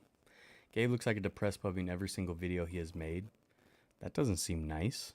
Did you mean that in a sweet way? I have a feeling the A's just stay in Sacramento. Yeah, I'm like 60-40. I think they're staying in Sacramento. Does your stadium collection include any home fields 3D stadiums? No, I don't have any. I don't think so. I have a strange feeling the A's will stay in Sacramento. Yeah, no. I think the A's are staying in Sacramento, and Vivek and the mayor are in cahoots to keep them there. Okay? All right, Gabe. I'm trying to get this going. Doing it live is gonna be hard. We're doing it live. I forgot what this thing's called. Like sometimes when I don't use stuff, like I don't remember the name of the program. We're gonna get Gabe on here though, folks, and we're doing it live. Gamer Athletics is gonna be here. Can you believe it? Can you guys believe it? Is this a dream come true? Is this a dream come true? Isn't it kind of late for you, Gabe? Isn't this your bedtime? Huh? Our sweet little boy, our sweet little Gabe. I think this is your bedtime, but let me figure this out. Dang it, what's this app called? There's an app I need to like be able to present the video, and I cannot remember what it's called.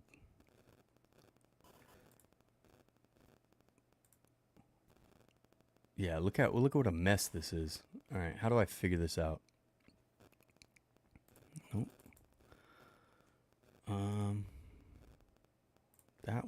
That one. Chat disabled. Why is there 2 chats there? It's a browser. Nope, get rid of that. Okay, that chat's there. Look at this. We're doing this live, folks. How exciting is this? How exciting is this? What the heck? Where is this? What is this? Okay, I gotta start a virtual cam. Okay, guest cam, OBS.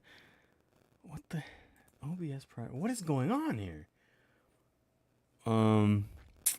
Oh, I need headphones if we're going to do this. Oh, Gabe, you're putting us in a bind.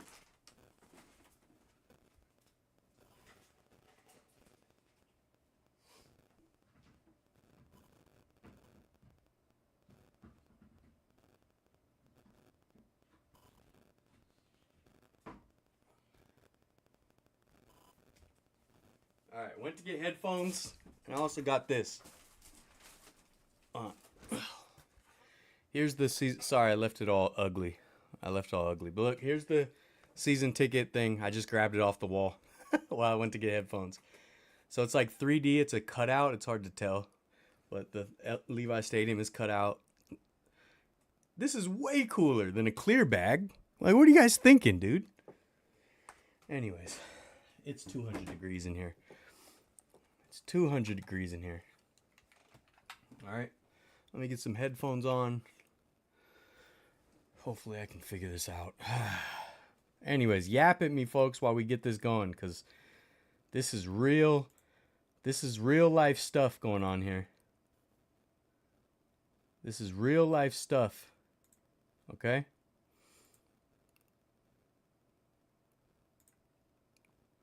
Sound settings. Whew.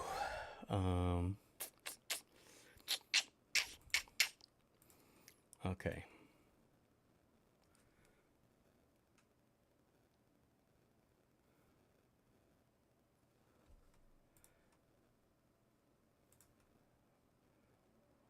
Okay. Not connected. Add device. Bluetooth. Let's see if I can get these on.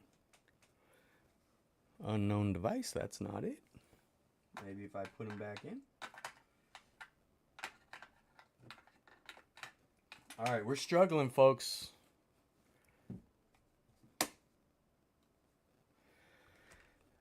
We're struggling. You know what I mean? All right, what's going on? Let me catch up to the chat. Oh.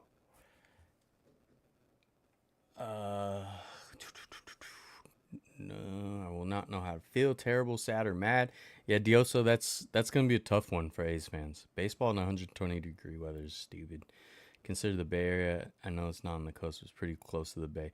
It's like the cousin of the Bay. It's not the Bay, though. A's fans met at the last battle of the Bay said they would be fine if the A's stay in sack. I think if the A's stay in sack, they will keep a huge majority of their fan base over time. Why did the Warriors go to San Francisco when they had a city connect in Oakland?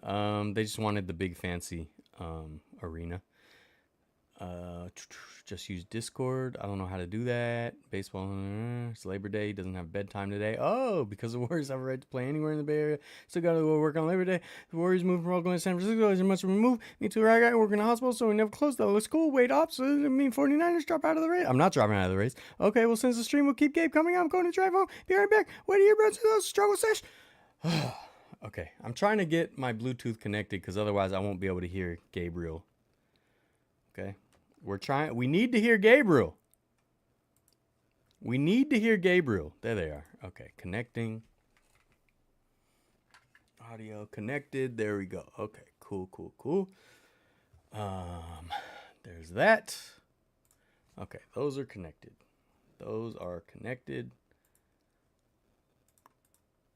Playback. Sorry, this is...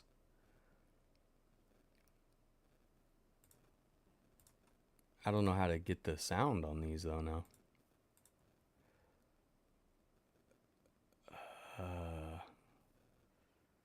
Yeah, this isn't. It's not there. Okay. I'm sorry. I didn't plan on this. Gabe, you should have told me earlier. I would have had it all set up. And now we're doing this. There's an app I need. Okay. Here's the conundrum here. There's an app I need to be able to broadcast it to OBS, but I don't remember the name of it, and for some reason I cannot see it. Is it this? I found it. Oh. He found it.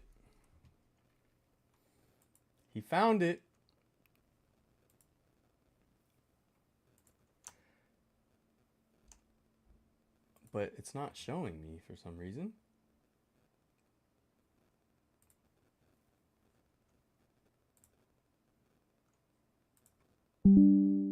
Whoa. Oh man. I don't know how to work this out here.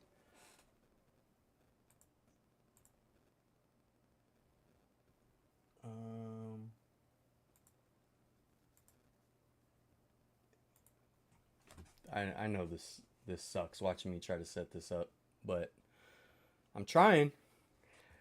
Now, how do I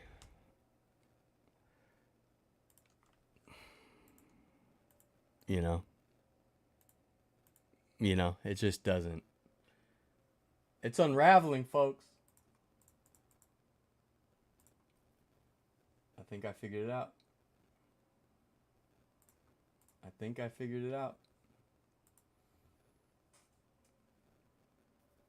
Okay.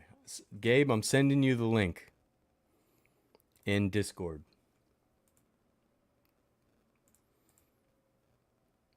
I'm sending you the link in Discord. All right, see if this works. All right, anyways, it's 160 degrees in here. These are open fit shocks. Can you see it? Wait. Shocks like that. I highly recommend these. Because they're over ear, so they don't hurt my ear. Because I had the other ones that go in, and they just hurt after a while. So these are unintrusive, and you can also hear your surroundings a little better, but the music's still plenty loud. So like, these were fine on like an airplane. I used them when I went to Alabama. Actually, I ordered these in Alabama. I got them delivered to the hotel in Alabama because my headphones that I used to fly to Alabama were awful and they pissed me off. So I ordered these to the hotel in Alabama so that I wouldn't have to fly home. People shoot rookies for watches. So everyone, whenever you go to Central Valley, it's hot as balls. Yeah, I live in the South Bay, so it gets warm. If I'm not a Niners fan, but the player got shot up is messy. Yeah, it's bad, dude. Plus, the Union Square is supposed to be a really nice part of the city. It's a vulnerable part of the city. I don't want to circle back because I did a whole rant about it, right, guy? So you'll have to watch it back. How's the sound quality? It's pretty good. I like it better than the earbuds I had before. I had some really expensive Sony in-ear ones, and those were pretty good sound quality, but I like these better, actually. So, yeah, I highly, highly recommend these. Gabe, I sent you the link. I don't know. Oh, I think I see you now.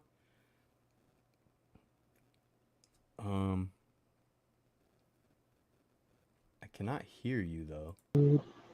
Oh, now I can hear you. Okay, let me try to figure this out. No, that's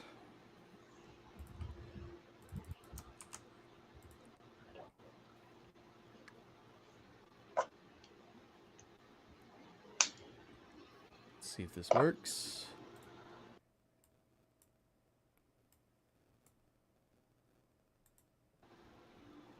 Say something?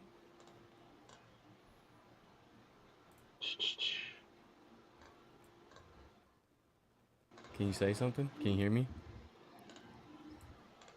I don't know if you can hear me. I see Gabe though. So Gabe's on my screen, folks. This is getting exciting. I don't think I can hear you. He can't hear me. He can't hear me. Let me see. Can you hear me now? There we go. Okay. I have you. I'm trying to figure out. I can't remember how to mute it because it's doing like where I'm hearing it twice. But I got Gabe, folks. Gabe's on the horn. I just got to get him. No, they can't see you yet.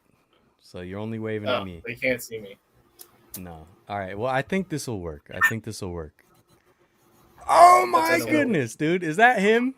Hey, folks, is that him? I think that's him. Hello. I think that's him, kids. I should have got my water break. And we got the chat back. Can you guys hear him? I need to know. Can you guys hear Gabe? There's an echo? Let's Okay, yeah, I gotta see. figure out how to get rid of this echo. See how you guys can see my thing? I have a whole... Alright, try again. Can you talk, Gabe? Hello, Is the, fellow variety people. is the echo gone? Is the echo gone? Most of the time, air pound starting quality goes down rapidly. I barely hear mine anymore. I'm not doxing Gabe, dude. There's You still an doxed me while echo? I was getting water? How about this? How about now?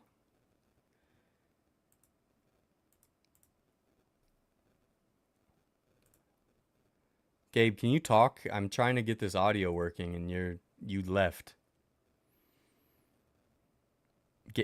Gabe left me.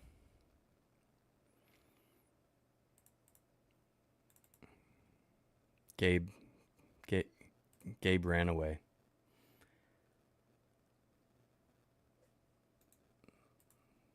Look, I'm gonna click on him when he gets back.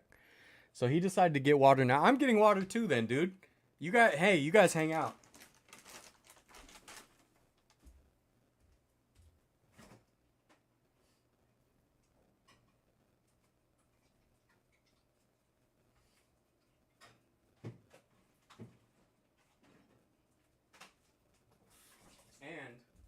And I bet my water's better. I bet my water's better, dude. Oh look, we synced that. That was good. All right, you guys let me know how it sounds, if the echo's gone, if you can hear Gabe. Gabe, can you talk a little bit? I need to hear you.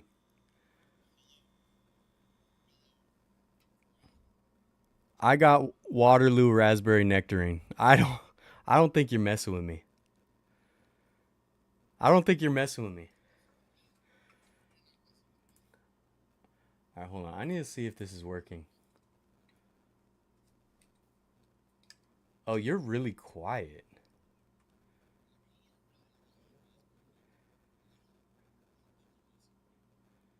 Hold on. Hold on. How do I fix this?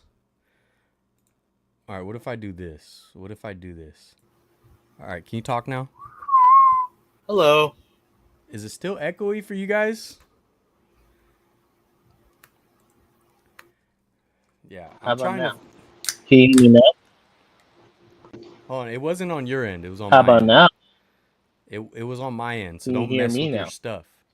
Don't mess with your stuff, dude. Oh, All right, we're going back to normal. Yeah. Now they're Waterloo, saying they baby. can hear me. Not sponsored, but it can be. Business email in the description. My email is also in the description. Okay. Is Gabe still echoey? Hold on. Let me listen. Hold No, on. I caused so much chaos on the stream. I'm trying to. I'm like watching back the stream live. Okay, it sounds fine. It sounds fine. Okay. Okay. It's echoey to me, but I think it's fine for them. So that's totally cool. What's up, dude? Nice. What's up? How you doing? Doing pretty good. Last Ballers game today. You're excited for Pretty 49ers sad. football, I'm sure, right? Yeah, them boys. I'm excited. I'm excited for them boys in red. All right. Well, I'm excited that you're excited for the boys in red. So, Yep. It's all about them stars. hey, dude, you ever do that again, you're never invited back. You're never invited back, dude.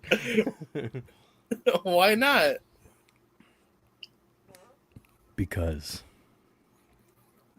That's kind of messed up. So what's up, dude? Why'd you want to join? I don't know. It seemed like you were running out of topics, so I figured, was. why not be able to help out? Did you How about really a just friend? want to see Tannehill Ironworks historical state park patches or stickers? Is that what you were into? Nah. Oh, I thought you were. Heck no. Sorry. Oh, okay. All right, fine. You didn't want a Vulcan sticker? That's not what you showed up for? No? Heck no. I don't even know what that is. I So don't even you know showed what up for bobble cheeks. Heck no. No? No. All right. Hey, you know what would be funny? What if I What? got robbed to make you a bobblehead of you, and we turned your butt into Bobble Cheeks 2.0? Yeah, I wouldn't accept a bobblehead being made in my likeness without bobble cheeks. Oh yeah. Cuz your No, but boy's caking. I'm gonna do it now. I'm I gonna don't do it now. The thing is I don't It's have a gonna be big you. You're I gonna don't be have a holding big the butt. camera, and boom. It doesn't matter. It's. We're just gonna go based off of that. We're gonna All take right. Bobble Cheek lightness, and then we're just gonna put whatever you would be wearing, shorts, some Vans, got the skater chain hanging off of you, and then we got you wearing a black cell shirt with a flannel jacket over, maybe like a backwards cap, and a little a camera tripod going on, and then behind you got Bobble Cheeks 2.0 rocking, bigger and That better. that's your image of me? Yeah, I think that's pretty good. I mean, the kid's got an Infinity sponsored Roots and Soul rally towel. I don't think you know who you're messing with, dude. This guy. Yeah, Okay? I'm not. We're not. No, we're not doing this game again. We're Yeah. not doing this game again. I don't want to. I don't want the smoke. I don't want the smoke.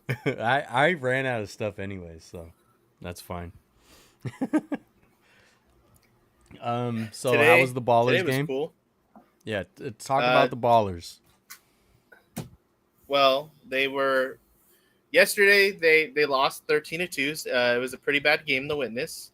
Not just also going to throw out there. They had a fan controlled app where pretty much you can control what they were wearing, as in jersey wise. You could determine who's the starting pitcher. And then this is where I was cool with all that stuff. I just think when it got to the point where fans controlled who was able to come in when they were going to switch the pitcher, they allowed that, and also like they allowed fans to basically determine what is the strikeout pitch. I don't know if that was very helpful for the Ballers. And I mean, if you look at the score, 13-2, you can either say that was the Ballers' fault or you can say that was the fans' fault. I will say, I feel like it's the fans' fault. They voted in a certain pitcher. Not going to say his name, but Say their name and their socials. they put this pitcher in, and after we all voted him in, they proceeded to give up 7 runs, and he only got 2 outs in the inning before they switched him out. So yeah, I think, like I said, I don't think fans should be voting for that part at least. They should have voted me in. I was still in the race, and they didn't vote me in. But yeah, so there's that. The other thing, though, going back to today, is although they lost yesterday, today they came out and they won 9-8. It was a fun game. I got to have fun with a bunch of the Oakland 68's crew out there. Gabe from the Summer of Cell documentary was there. That was fun. They were also trying to convince me to go to the Stockton Ports game tonight, but as you can see, I did not go to the Stockton Ports game. You tonight dropped out of the race. No, it's I just did not want to go all the way to Stockton because So you dropped the out of the drive race. back. No, I stayed in the race, just not to go race over there. I raced back home so that I could edit this video. I finished it around 6, surprisingly. So like I've been done with the video way beforehand. But no offense to Natalie, but she was kind of like behind me over here, just laying here, and then she wanted to go eat, and I also wanted to go eat, so I kind of skimmed through it. So I might have to go back and rewatch it before I post it, just to make sure it looks properly correct and all. We'll say though, even though this is a Ballers game and this is not really A's related, it was I feel like it was still a very emotional day for me because most people, if anyone pays attention to my social media whenever I post sometimes. Today I posted something on Twitter regarding just being able to see, that it's September, and essentially I'm just not ready to face what is bound to happen during this month. And Yeah. I will say this: I don't know. I mean, I don't think there's Dave Cavill or John Fisher watching, but I will say there is a. I don't know if I should say the person's name because this person is related to the A's, and I just don't want them to Dox get in him. trouble. But there's someone from who works with the A's, um, and has a very important role with the A's, and they DM'd me a message, and I'll read you what the message says. But This is an the message exclusive, folks. but the message said regarding what I tweeted out, it was hang in there, homie. We're in this together. I got your back. Ain't easy. I know. So, and just know by me seeing this person um, in specific, because it wasn't like something that I was expecting. Um, just by seeing that person alone who sent me that message changed my whole mood for the day. So, um, it was all fine and dandy until the game ended, and then kind of emotions kind of started kicking in of that. Now that the Ballers are technically done for the season, they still have playoff hopes. Um, it's kind of like it hit me that pretty much the only thing that's left here is full steam ahead of what's to come now. So, like I said, I'm just not ready for it, and that kind of hit me today. And I try not to make my video kind of like all sad because the emotions hit me to it. I was trying to not make it about the A's. I was just trying to make it about the celebration of what the Ballers did, but my emotions kind of got in the way of that today.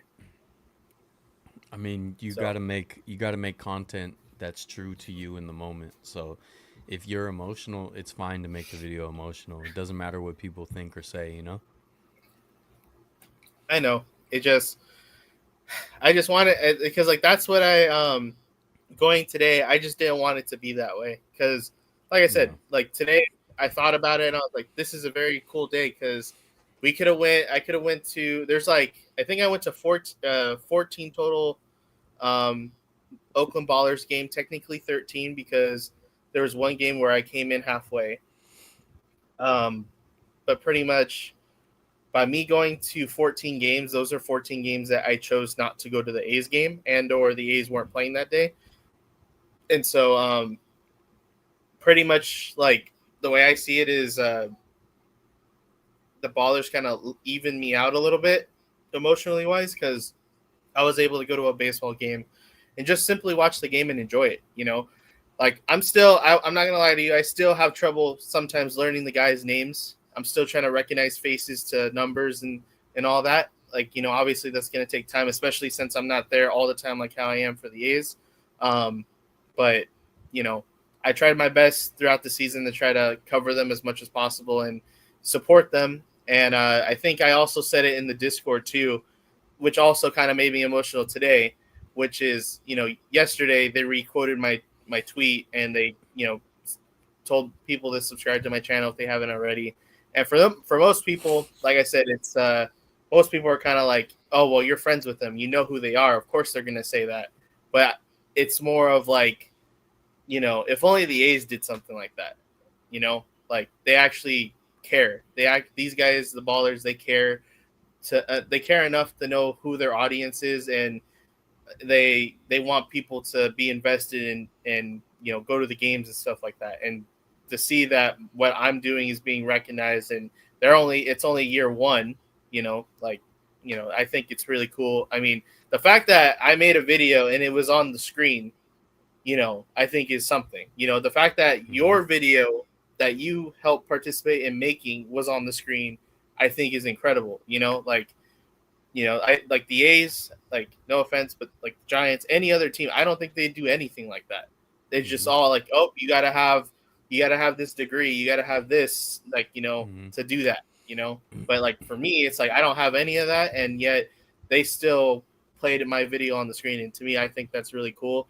And I feel bad because like they were here all season. I could have been going to games for them, and I should have went to more games. Looking back You on went it, to a but bunch.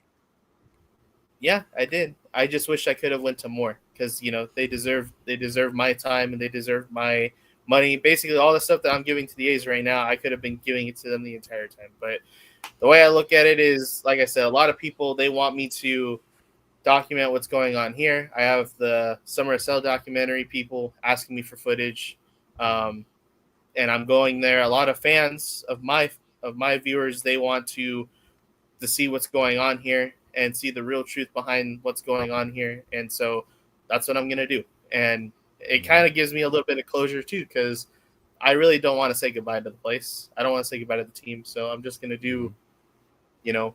what's best for me. I'm going to go there. And basically when it's all said and done, like I won't have really any regrets of not going, like I know Yeah. some people, they pretty much boycotted the entire season. Some people are like, I went to my last game already, which was like in April or May or even last year, and that's it. But I just don't want to go back, looking back like 5 years from now, and be like, yeah, I wasn't there, or I wasn't at that Mhm. game, I wasn't at any of the games, Yeah. so I mean, this is what I said in my video too. Like, every fan needs to do what makes them happy. Um, so yeah, there's certain things that I mean, it was the same thing with me with the Giants this year because the whole thing with Rennell. I know it's just a stadium announcer, like, but I just can't accept that, you know. So like, yeah. I I went to a few games this year. I didn't go to that many, a handful of Giants games this year, and I didn't pay for any of the tickets. So other than Rickwood Field, that's the only Giants game I went to where I bought the tickets. Um, so you know, I understand where it's like I want to go to Giants games, but you have to weigh out what makes sense for you. And for me, it didn't make sense for me to just like ignore things that bother me. But I'm kind of with you too because like I've been trying to go to some A's games the past year and a half just to make sure I get a few under my belt. Um, so I totally get it. And I'm gonna try to go to a game in Sacramento too, just to document it, just to do a video. But Yeah. I plan on going to Sacramento to do a video, and then never going again. Um, and then if they go to Vegas, I'll go to one game to document it and never go again. Um, but that's because I guess I don't know. I look at myself as more like a documentarian, like I'm trying to document these things. Um, Yeah. but yeah, so whatever makes sense for you as a fan is what you should do, and whatever makes you happy and feel all right is what you should do. And trust me, man, I've been there for so long, wanting or hoping for recognition from the places that I cover or that I appreciate, and that's why like this year kind of sucked with the Giants because I did my fan fest video for the Giants, and the Hmm. official Giants YouTube channel commented on it. And not only did they comment on it, but they made a joke about a joke I made in the video. So it was like, oh, someone Hmm. really watched it. So that was the very first time that the Giants ever acknowledged me. And so it meant a lot. But then the whole Rennell thing happened. I'm like, well, I'm not gonna be supporting as much this season as I was hoping to. Um, but yeah, dude, I've been hoping for like the 49ers to acknowledge me for years now, and they Yeah. haven't. You know, there's been I mean, zero literally, acknowledgement. it's like the people on like those people on TikTok. Not no hate to the family and all that, but you probably know what I'm talking about. But it's like Hmm. they don't really do anything significant. It's just more of the dad freaking out over the players, and like that's cool Yeah, and all. Like he just goes. there's no hate to that. But it's nothing. It's not like I said, it's nothing like there's like no hate to that. I mean, like that's great. Like they're doing something that pretty much like most people would really dream of. Like they're Mm, you know one day she happened to record her dad doing something, and now they literally went to the fucking Super Bowl. Sorry, didn't mean to cuss. Yeah. Sorry about that. But It's a family so channel, dude. sorry about that. Sorry, my bad. No, yeah, Um, but I try not to be bitter or like, hate on that. I try to like I want everyone to succeed and stuff.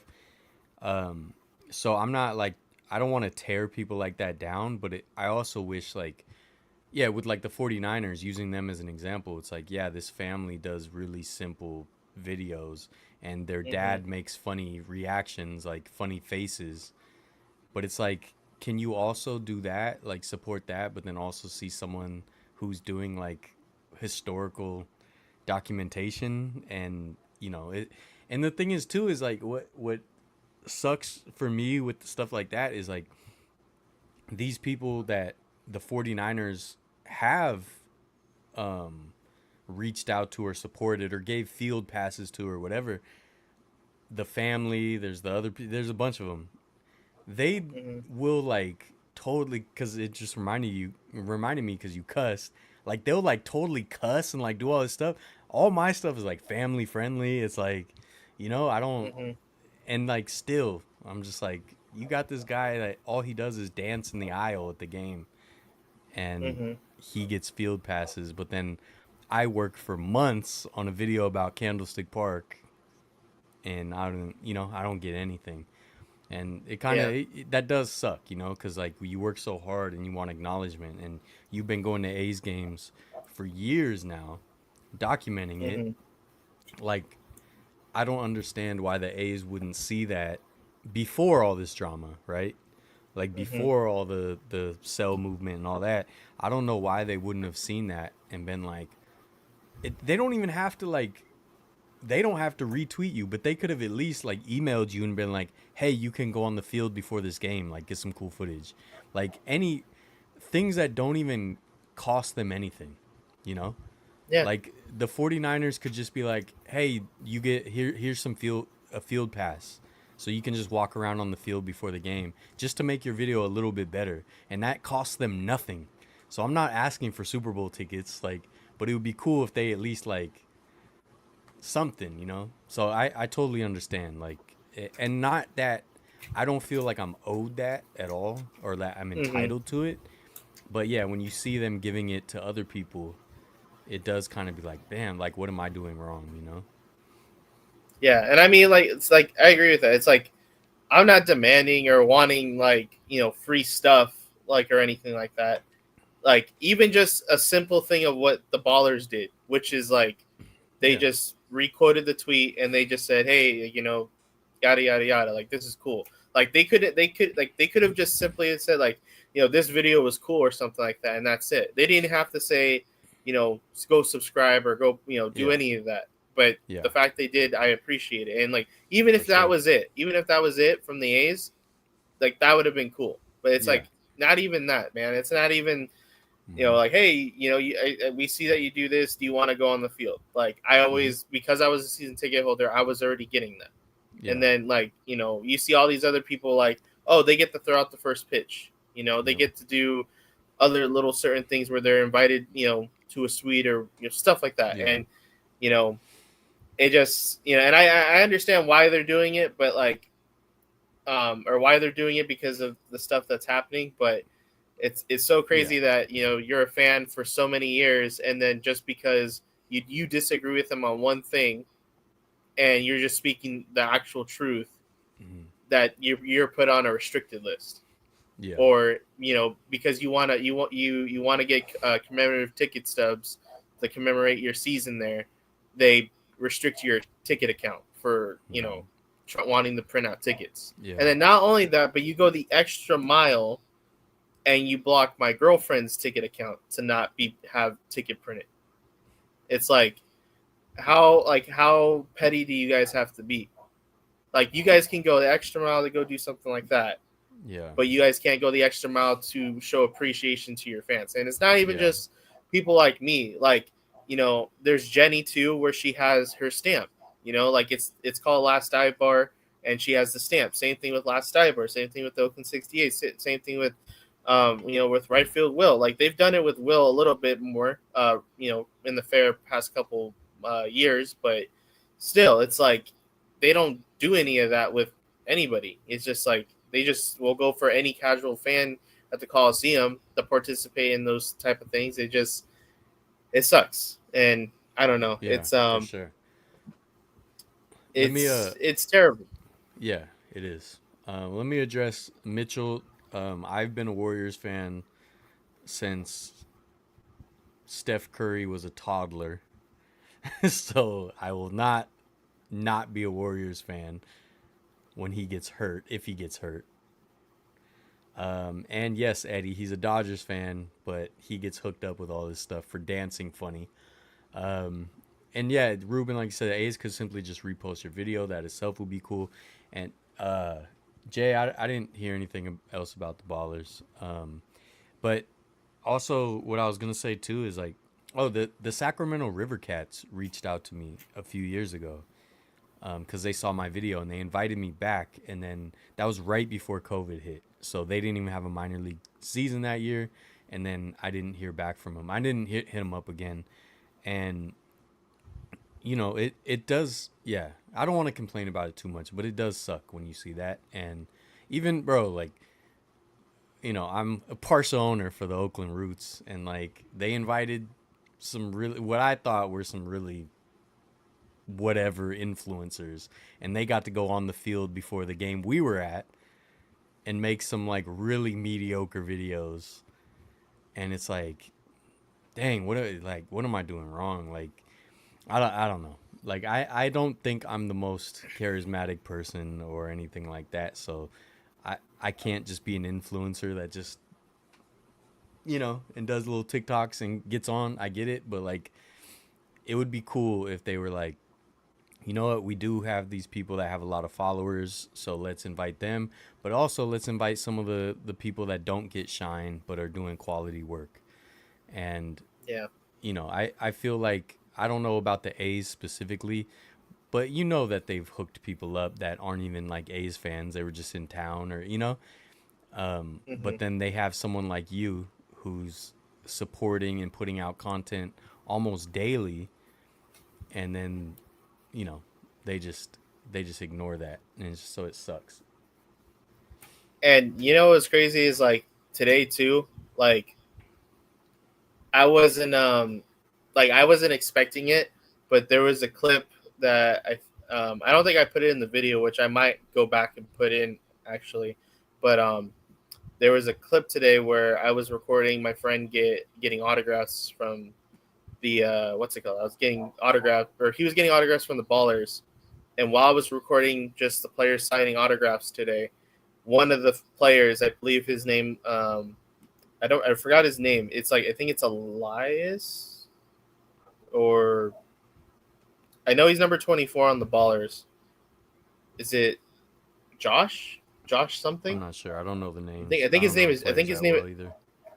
I think it's Josh. I'm gonna look. I'm gonna double check my facts, but pretty much, in a sense, while I was recording them, just like signing autographs, um, he just was like, "Hey, man, like I enjoy watching your videos. Like keep it up." And, Mm-hmm. it's like never once did I ever get that from an A's player, for one, and secondly, um, with especially when it comes to the players. Again, not like I'm not trying to sound like it's entitlement or whatever, but it's like anytime that I ever like try to get autographs, for the most part, it was for for myself and or for other people. I don't sell my autographs. I've said it in many videos. I've said it, and I've even showed it in my room. Like all my autographs that I ever got in the videos, they're pretty much all displayed or they're in a book. Um, and I don't, like I said, I don't sell them. But yet, most of these guys, they just are like, "Oh, he's selling my stuff," so I'm gonna like not treat him like a fan, and I'm gonna just walk past him, or you know, anything like that. And one could argue that happens to anybody, um, but like there's certain people, like players, that have like done that specifically to me, and Yeah. other people, and that I personally know, and they'll just walk by everybody. Sometimes they're in a bad mood. They just simply walk past everybody. But sometimes it kind of feels like they do it on purpose. And but with like the Ballers, like I said, like maybe it's just because they're not. big headed. Maybe they're not. They don't see maybe that hasn't hit them yet, like how the major league players are there. Oh, I'm this guy now, so I don't sign. Like maybe it's because they signed a Fanatics deal that they can't sign for fans at the stadium. They can only do it, with Fanatics, and that's it. Mm-hmm. But at least even just acknowledging that your fans are there, just like, hey man, I can't sign right now. Like I'll do it later. Simple as that. Fanatics But, is these trash, guys, by the way. they do suck. They indeed suck. Oh, Josh Leslie, that's his name. Okay. I was right. Yeah, that's pretty cool. Yeah, shout for out sure. to Josh. Yeah, it all sucks. Well, what sucks is like I've told you probably in videos or live streams, but I've told you in person too that like I never really chased autographs or balls or anything before. And then now watching you do it has made me want to.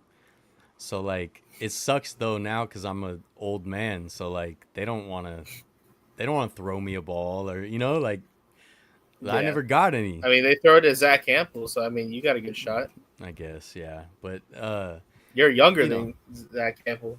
but I was in the upper deck at Candlestick. They weren't throwing me balls up there. You know what I mean? So like Yeah. I didn't get any of that. So now I'm older, I'm like I want an autograph or like when I went to 49ers training camp last month. I was like I'd like to get an autograph, so I got an extra helmet just in case and like they only signed for like a handful of kids and then left. And I'm just like, well, I'm a kid basically. I haven't matured.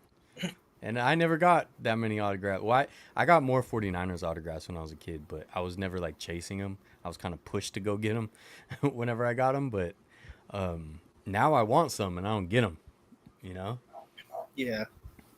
But It's yes, fun. Ruben, It's I feel fun. for Gabe too. I'm trying to catch up with the, I'm not switching to the Beam team. What I was going to say too is like, one thing that I was thinking about what you're facing this month. I remember like how hard, I mean, it's, still over a decade later with Candlestick and I'm still sad about Candlestick. And I can't imagine not just losing my home park, but also losing the team completely. And what a double whammy that is, I guess, because the thing with Candlestick when the Giants moved, they were moving to a much better situation. So it's like, yeah, it's sad saying goodbye to your ballpark, but it's worth it when you get to say hello to a new awesome ballpark. So it's worth saying goodbye and having those memories and having a farewell tour and all that. And then same with the 49ers. Like I don't like Levi's Stadium. So I was more, I guess, upset about that.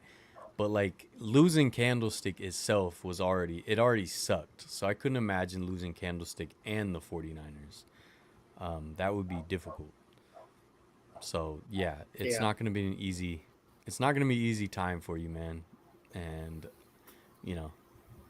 I got your back. I Yeah. support you. Yeah. Like I said, like I think it's gonna. I'm not I mean, I think everyone knows that, but I said it like I think at the halfway point. Well, I've said a lot of things, but just I kind of sound like Dave Cavill almost, but we're running out of time, pretty much. Like it's not that hard to comprehend. We're running out of time, and I just think that every day that goes by, it just gets kind of closer and closer. And I think the way I can describe this, and I think I've said it to you, but for everyone else here, I feel like the way I feel about this is like my family member is on the deathbed, and the only thing that's keeping him alive is the machine. And pretty much whether the last home game or the the last game of the season, like that's when they're gonna pull the cord. And it's like I know there's nothing else that I can do. Like there's nothing that can be done, but like that's the only thing that's keeping it alive. And once that day comes, like I know it's over. So I'm not prepared for it. Like I said, I'm not ready. I know a lot of people aren't ready. Like no matter how much you can prepare like prepare yourself for something, I don't think you can truly do. Prepare for it, and it's gonna get harder and harder, and you're gonna see it throughout the videos as they go. Um, I already made something special for the September 7th game. There's no significance to it, as in for the A's wise. Um, and I haven't said it on the video yet, but it is my last family A's game. So I'm taking my family, my entire group of family members. There's about 45 of them, and that's not even all of them. But unfortunately, not all of them could come with us. But we are going to be sitting in the second deck. We're going to be tailgating out on Saturday, and that's going to be strictly just for me and my family, and we're just going to be there. And I have a gift for them, but I can't say because I don't know if they're watching and or going to watch the replay of this. And um, you'll find out in the video what it is, but I'm still working on it. And yeah, I already made something that's going to go kind of towards the end of the video, and it's going to be sad. I can already tell you that. And same thing for the last home game. I haven't completely finished it. I technically haven't really started on it, but I've wrote some stuff and I'm planning on doing some stuff for that last game. I'm trying not to make it full on edited before, like kind of like fully done beforehand. I want to make sure it's kind of authentic, kind of like how my other videos are, kind of just like a daily vlog type of thing. But there was some stuff I wanted to throw in there. It just is gonna be kind of hard because I feel like that video is gonna be one of the longer videos that I ever uploaded, the last home game. But I just don't want it to be taking too much time of not from the final home game, if that makes sense. But I'm just trying to make my life easier because I don't know what's gonna happen on that last home game. I don't know how much footage I'm gonna have. I don't know um, about that stadium rule, if they're going to kick us out or basically make us leave for that stadium. And I kind of want the stadium depending on how it looks like. Um, and then I really can't stay that much back like for that long because later on that night I'm going to be going to the airport to fly to Seattle that same day. And so I gotta like pretty much start editing as soon as I get home or get to the airport and then go from there, which kind of sucks because I know there's a lot of people who aren't going to that Seattle game. They want their last A's game to be at the Oakland Coliseum, which is understandable. And I feel like it kind of sucks because I do want to hang out with everybody that's there, and I don't want to leave the scene that early.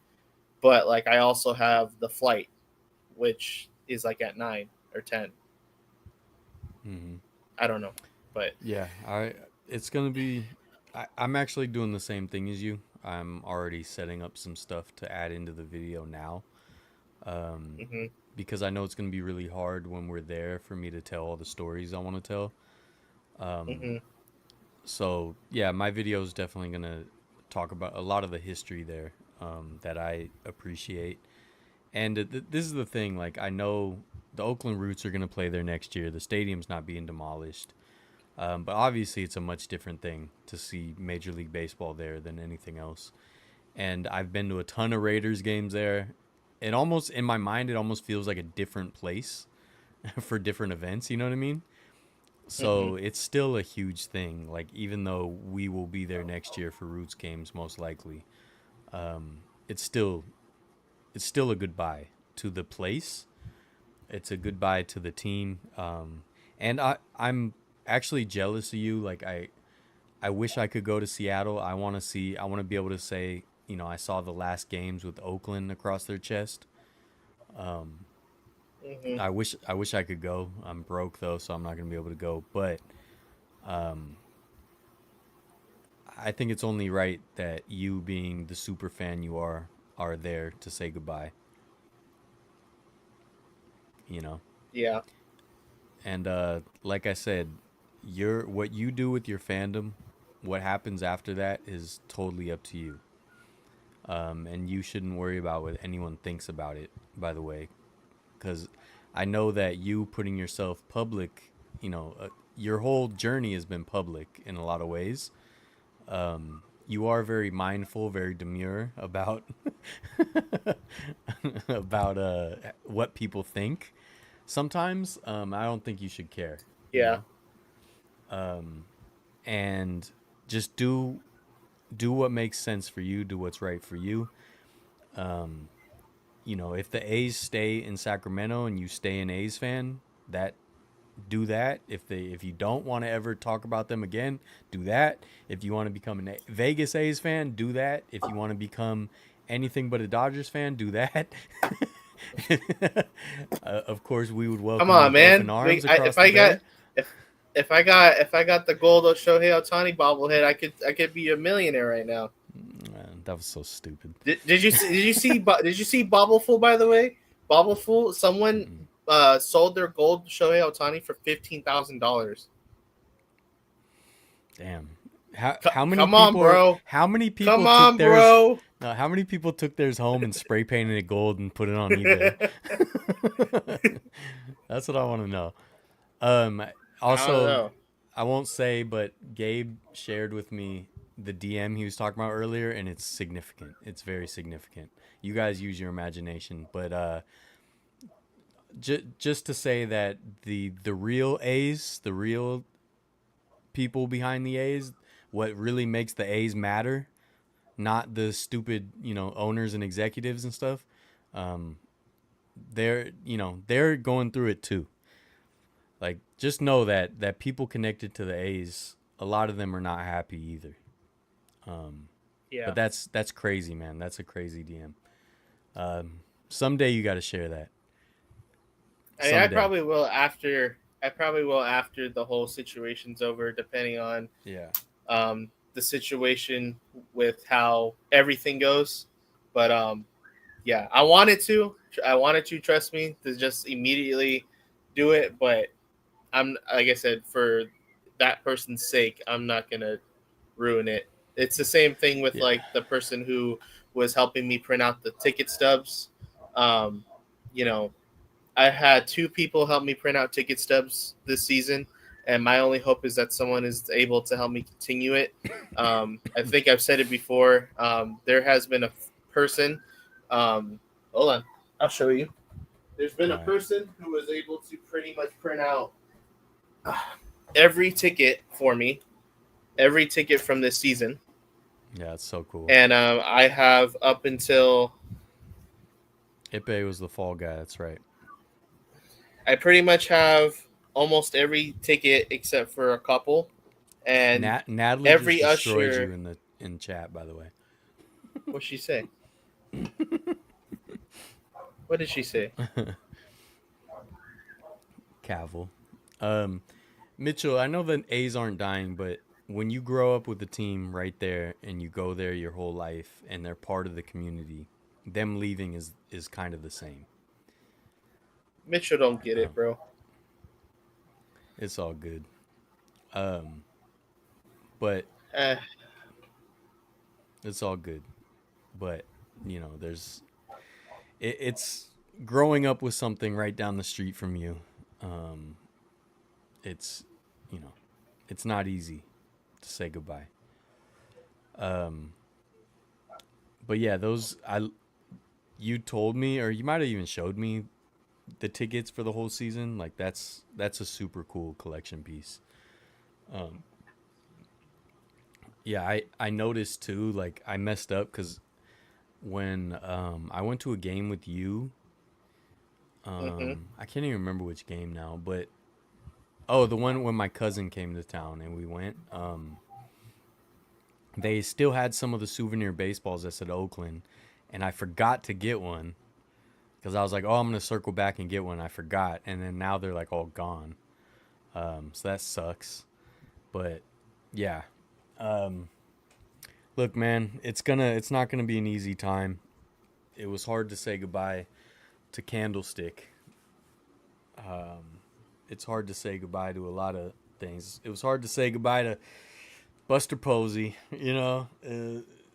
Bruce Bochy. It was hard to say goodbye to Steve Young. It was hard to say goodbye to Joe Montana and Jerry Rice. So I can only imagine what it feels like to lose the whole team. And I said it before, like back to the other point of like them not dying, but like to me, my teams being from where I'm from is really really important to me. That's the reason I'm a fan of the teams I'm a fan of, because they're the closest teams to me. So if they moved out of the Bay Area, like me, I'm done. So like if it was if like the 49ers moved to Sacramento, I wouldn't be a fan. Um, and I love Sacramento. It's just I'm not from Sacramento. Yeah. So, I if all my teams left, like I wouldn't pick up another team. I would just I don't know. I'd be a player fan or something. And the other thing that, for someone like, I'm just going to address it straight up, like for someone like Mitchell, I just feel like you just truly will never understand, like, growing up, going to the games when they're down the street from your house, being able to grow up and go with your family members and, you know, seeing this team and being like, this is like, this is cool. Seeing the fans that were there and seeing all those characters and being able to grow up and then end up being those same people's friends. Like, I saw Right Foot Will on TV, didn't know it was Right Foot Will until later on I found out who the 68s were, and then, going to the games and, pretty much all those people that I saw on TV, I ended up becoming friends with them. And then, I go to a couple games, see the regular people that go there, and then next thing you know, we're friends. And it's like all those people I ended up becoming friends with. Those are friendships that I pretty much built, and we're all friends with each other. We all communicate. We all make sure we're all good if we're missing a bobblehead or anything like that. And then, the one thing that you love never loved you back, no matter what you did. I can do 40 games. I can do 60, 70, 80, all home games. I can travel to every road game and I'd still get the same disrespect that I've been getting for years. As a season ticket holder, I got Matt Olson's jersey as a giveaway, and then they traded him right after that, right after you give me the jersey. Like before that, they were giving season ticket holders full-on jerseys, like actual real jerseys with the patches on the side for the 50th anniversary. And then when I become a season ticket holder, I get nothing. Like all this stuff that I've done, and yeah, you can argue and say, well, it's because I'm going against them, and that's why I'm on a restricted list. But doing all this stuff, I went so many years where I could have called them out on something, but I didn't call them out on something because I tried to protect them. So many times where people are like, oh, well, they just trade their players. I always try to hide the fact of that. It just, we're not talking about that. We're talking about the game. We're talking about the people on the field. There's a chance that they can make the playoffs. This team can try to do something. Let's give them the support. And instead of just saying, oh, this is John Fisher's fault, it's just, okay, well, let's see what this team can do and let's see if they can make it to the playoffs. No, I didn't. I never blamed John Fisher during those time periods. I was never vocal as much as I am now. But now that I am, it's your fault. And then you want to go ahead and say, because there's nobody at the games, that this is my fault. And when you say it's my fault, you're also saying that's my family's fault. And when you say that's my family's fault, you're also saying that's my friend's fault. And all those people that I went to those games with, they're saying it's my fault. So, yeah, it may not seem like the A's aren't dying. They're just going to go to another city, and that's fine. People are going to follow them. There's going to be people who still follow them. There's going to be new fans that are going to become fans just the same way as I was, where I grew up going to the games. They're going to do the same thing. But it's all about the disrespect and the loyalty that's been going with it. I've been doing this for, I've been a fan pretty much my entire life. But doing the stuff that I've been doing it in a very short period of time. And nothing, I've never been recognized, never been, got anything. Anything that I've had, autographs, getting on the field, anything like that, that was all by me asking or me going for myself. Yeah. None of that was given to me from the A's. So, like someone like the 49er people who get all their stuff handed to them, they go to the Super Bowl or whatever. I had to go pay for my own money for the wild card game. Nobody gave me wild card game tickets. I had to go buy that. So it's like, like I said, we're gonna see this on different levels. You probably don't go to that. You may not go to that many as games. You may not do the same thing I do, so you may not see it the same way. But again, you may not see it as them dying. But to me, John Fisher has killed everything about this franchise, everything, and he's killing the history and the fans that go with it. He wants nothing to do with what's happened here, and that's all on him. So yeah, that's my thing. So I think we definitely just see it different than he does, which is fine. Everyone can see it, but like Mitchell, I'm not trying to attack you, Mitchell. But like you say, you're always gonna be an Niners fan unless they move to Dallas. But for me, a team is not just an organization like a business. It's what really makes a team matter is the community, the fan base, like where they're from, what their history is. So if all us fans from the Bay Area or whatever collectively got together and decided, yeah, let's move the team to Boise, Idaho, that's different than just the executives or the owners, the shareholders, the stakeholders, like all these people deciding to move it. To me, they're not the team. They're just leeches. So to me, they're killing a team by moving it because to me the team is a more almost like a spiritual thing, and the community matters and where they're from matters. And it's like what I talked about with all my sports videos. When I go to an old place, like the ghosts of these players and these moments and these fans are still here. That to me does not move with a team. So even the 49ers moving to Santa Clara was a big hit to that for me. But at least they're still in the Bay Area. But to me, look, if the San Francisco 49ers moved to Boise, Idaho, I would say I was a San Francisco 49ers fan. I'm not a Boise 49ers fan. They're to me different teams because you took the spirit and you removed it and you made it now it's just a business that moved. So to me, the team, when I talk about a team, I'm not talking about, like when I talk about the A's, I'm not talking about John Fisher. I'm talking about the fans, the community, the players, staff, coaches, all the ghosts of those moments, those memories, and this spiritual connection that people have to this team. I'm not talking about John Fisher and Dave Cavill. I'm not talking about them at all. So what they're moving is a business to me. They're not moving the team. The team is dying. If that makes sense. And I was gonna address what someone mentioned the Expos too. Like that one sucks because the Expos were like such a cool team because they were so different from other teams. They were unique. They had the whole French Canadian thing. They were one of the original teams to have powder blue uniforms. They had really weird infield at Olympic Stadium. So I really hated that they became the most generic team of all time, the Washington Nationals.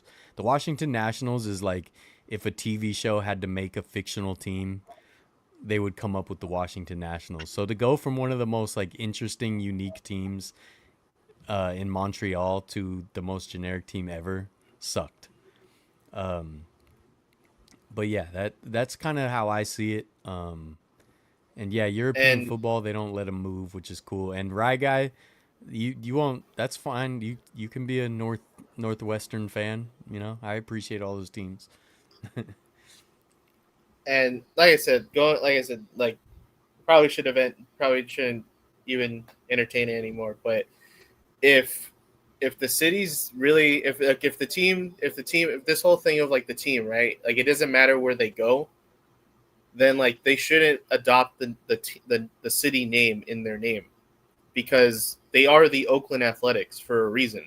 So when you move them out of the place that they're in, again, like how do you think people are going to feel for that?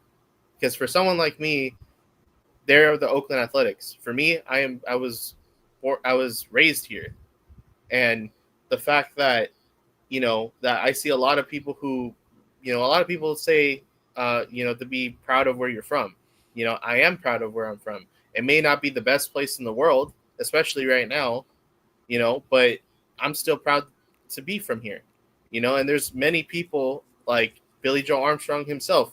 He is proud to be from here, and he will go around and say that. And the fact that he will go to the lengths that he does to show off and say like this is Oakland, that it's he's not afraid to just move somewhere else, like G-Eazy going to New York. He says he's from the Bay and he bragged about it, but then he went over to New York and now he's rocking New York, and that's it. He just disappeared for the rest of his life. But it's like, I don't know, you just got to be proud of where you're from. And I get it, sometimes like there's nothing to be proud of at times. Like, like the shootings that happen here, like I'm not proud of that. But the place that I'm from, the people that I've met here, I'm proud of where I'm from because of those people, of everything that's from here. Yeah, it's bad, but not every place is perfect. And so by them moving, like that affects people, especially someone like me, because I'm proud of where I'm from. And that's, again, just like how you just said that you're proud of where your teams are from. And if, they move, that's not the team that I watched. Yeah. Those games, those moments, those memories, all that, it's gone. Yeah. And maybe, just maybe, if the A's came about this differently, like how maybe the Raiders did, or maybe just like how any other the same type of business did, maybe I'd feel a little bit different. Maybe if they just said, hey, you know what? Like, this is our plan all along.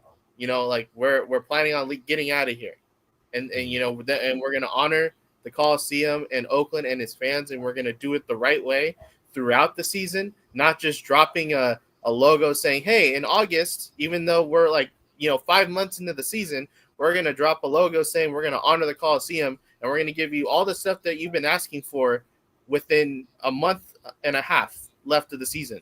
We're gonna give you $1 hot dog days. We're gonna give you free parking Tuesdays. We're going to give you all these things that people have been asking for so many years, and you want to do it now. You've had a whole year, especially when it's coming from the people at the top. We're going to honor the season throughout the season, and you just do that last month. And even then, you haven't done anything. The announcers haven't said anything. It's all the visiting team announcers. So again, like you want to say they're not dead, that's fine. You're not going to see it that way. I see it that way. And again, if you don't see it because of whatever it is with you, that's fine.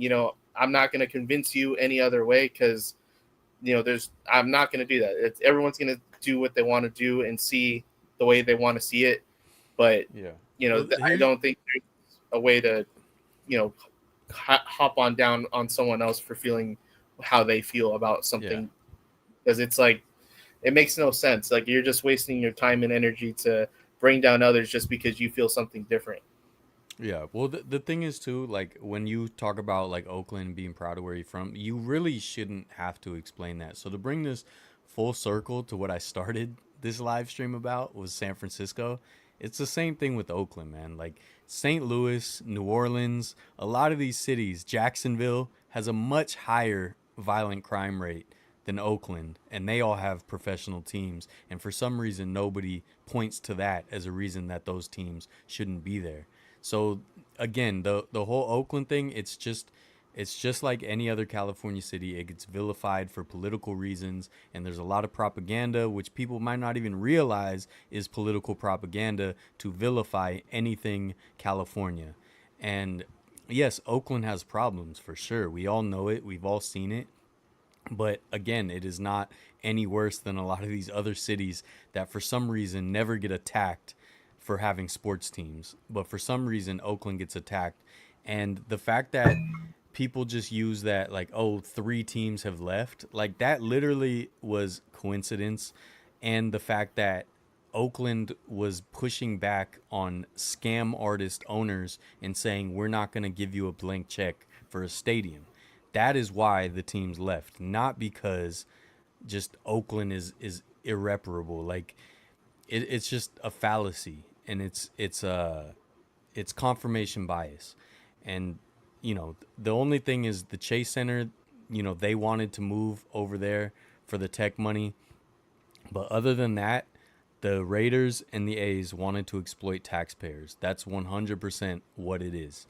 And it is not, both of those teams would have stayed in Oakland if Oakland said, sure, we'll give you a blank check for the stadium. Both of those teams would still be staying in Oakland. Um, it, you know, so the whole like, oh, Oakland has problems, nobody wants to stay in Oakland, that really doesn't matter that much. Unless you just believe in all the, easily disproven propaganda. The fact that, the In and Out shutting down and stuff like that. That was right outside the airport. It's the same thing like I said with Fisherman's Wharf. Criminals know, go there, and there's unsuspecting tourists and travelers leaving their luggage. And so they go there, and the police department was not doing a good enough job about protecting people there. That is why. There's still plenty of fast food places all over the Bay Area. It's the Bay Area is not falling apart. None of these cities are Gotham City. They have real problems that you can find anywhere. So yeah, it's just I just hate when confirmation bias rules out because some videos go viral. And also, one last thing to circle back to the San Francisco thing. All these retail businesses citing crime for the reason that they closed from downtown San Francisco. They're conning their shareholders. They're lying and placing blame on other things when all retail is going down, especially in a place like San Francisco, because shopping retail in San Francisco is not easy. San Francisco is not an easily drivable city. So it's so much easier to order something on Amazon and getting it delivered in San Francisco. For example, retail has been going down all across the country. Malls have been closing all across the country. And Westfield Mall in San Francisco starts closing down. And everyone's like, oh yeah, San Francisco is a failed city. Like, what about all the other malls, the hundreds and hundreds of malls across the country closing? So those companies will blame crime so that they can tell their shareholders, like, everything's fine. It's just there's too much crime there. How much crime do you think was happening that affects their bottom line of $1 billion company? Like, that is nonsense 100%. The crime data and the facts do not support that. But anyways, I'll get off my high horse. He's got Waterloo Raspberry Nectarine, folks. Not sponsored, but it can be. Business email in the description. Anyways, I agree with you, Eddie. Fans need to be more involved. Yep, and that's what the Oakland Ballers plan on doing, and the Roots and everything else. And I think it's cool that I own just a small bit of the Oakland Ballers, and I plan on doing more. I would have done more if I wasn't in the situation I am. For those who don't know, catcher's gear, not cheap. Yeah, I'm going to ask you off this how much you paid because you kept mentioning that. I want to know. Mitchell, I travel a lot, man. Eggenberger is not the worst area in the country. I'll tell you how much I paid for it. But I'm gonna before I say it, I'm gonna say the reason why I paid for it. And okay, so as you guys know, my friend Rob, if you guys haven't watched the video where I show off his whole collection, he shows off, I believe in the video, he shows off this entire collection. In this one particular part, he shows off this mannequin. And in the mannequin, it is Sean Murphy. It is Sean Murphy's full-on catcher's gear. He's got his glove, like his actual mitt, full-on catcher's glove, game used. I think he's got the game used jersey. He's got the game used pants, I believe, the cleats, pretty much the entire Sean Murphy to replicate, right? There's only one thing he does not have. That's Sean Murphy. Sorry. There's one thing that he doesn't have. That's Sean Murphy. And if you guys remember Sean Murphy or don't know who Sean Murphy is, if you look him up, he's wearing a helmet that goes for the old school style catchers where they have the helmet backwards, the mask goes on, and he Mhm. does not have the helmet. When I went to the team store, they had the same thing, the full on catcher's gear, and the helmet was in the thing. When I saw that, Rob was like, "I want to buy that so bad," but for one, he already has 2 sets of catcher's gear, but he just wanted the helmet. They wouldn't sell him just the helmet. And I told them, if I was in a better place, I would buy that and I give you the helmet. And then we went back to the seats, watched the game, and then eventually I started thinking about it. And for those, obviously, yeah, Rob is one of my closest, bestest friends, and he's done a lot for me. For those who don't know, that Battle of the Bay Bridge trophy, he made that for me. I've asked him if he can make Amazing. that for me a long time ago, and he's got a lot of projects. So obviously I had to wait, but I thought this year would have been cool that try to get him to make it because of the final Bay Bridge series. He made it, and it looks fantastic. So he didn't charge me for that. I asked him how much, and he didn't want to charge me. He's given me lots of bobbleheads. He's given me tips on bobbleheads. He's given me a piece of the light from the old school or the old scoreboard. He's given me, That's the awesome too. ticket You showed stuff me that. from the very first ticket at the Oakland Coliseum, the very first game. He's given me a full on ticket stub. It's like That's the this one I'm big. most. That's the one I'm most jealous of. That's my favorite thing in your collection, I think. Yeah, and like I said, I can go on and so forth. He's given me so much stuff, and all that stuff costs a lot of money. And for someone like me, I don't have that type of money to give him like that.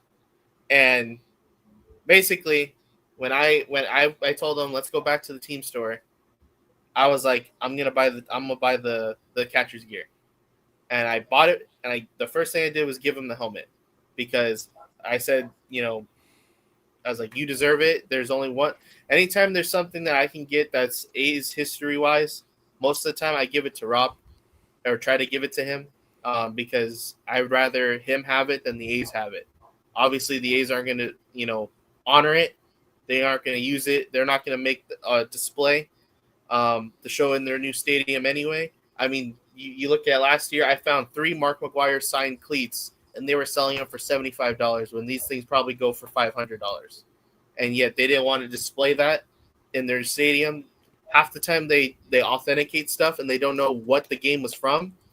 When you look at my Sean Murphy gear, the authentication, it's not it just says catcher's gear. It doesn't say who it is, but the chest protector says it's Sean Murphy's. So everything's Sean Murphy, but they Mm. don't want to go through and say what game this was from, if it, was this used for what? It just says catcher's gear. But essentially, I paid $500 for it, the full on catcher's gear, and it hurts me because, like I said, right now probably shouldn't be going to any games because of how much I paid for that. Yeah. But I did it because Rob is a good friend and he's done a lot for me, and so the least I could do is try to help him complete his collection or some part of it, and do that. And the other thing is I was like, well, if I buy the catcher's gear, at least I have a full-on catcher's gear player that was actually good.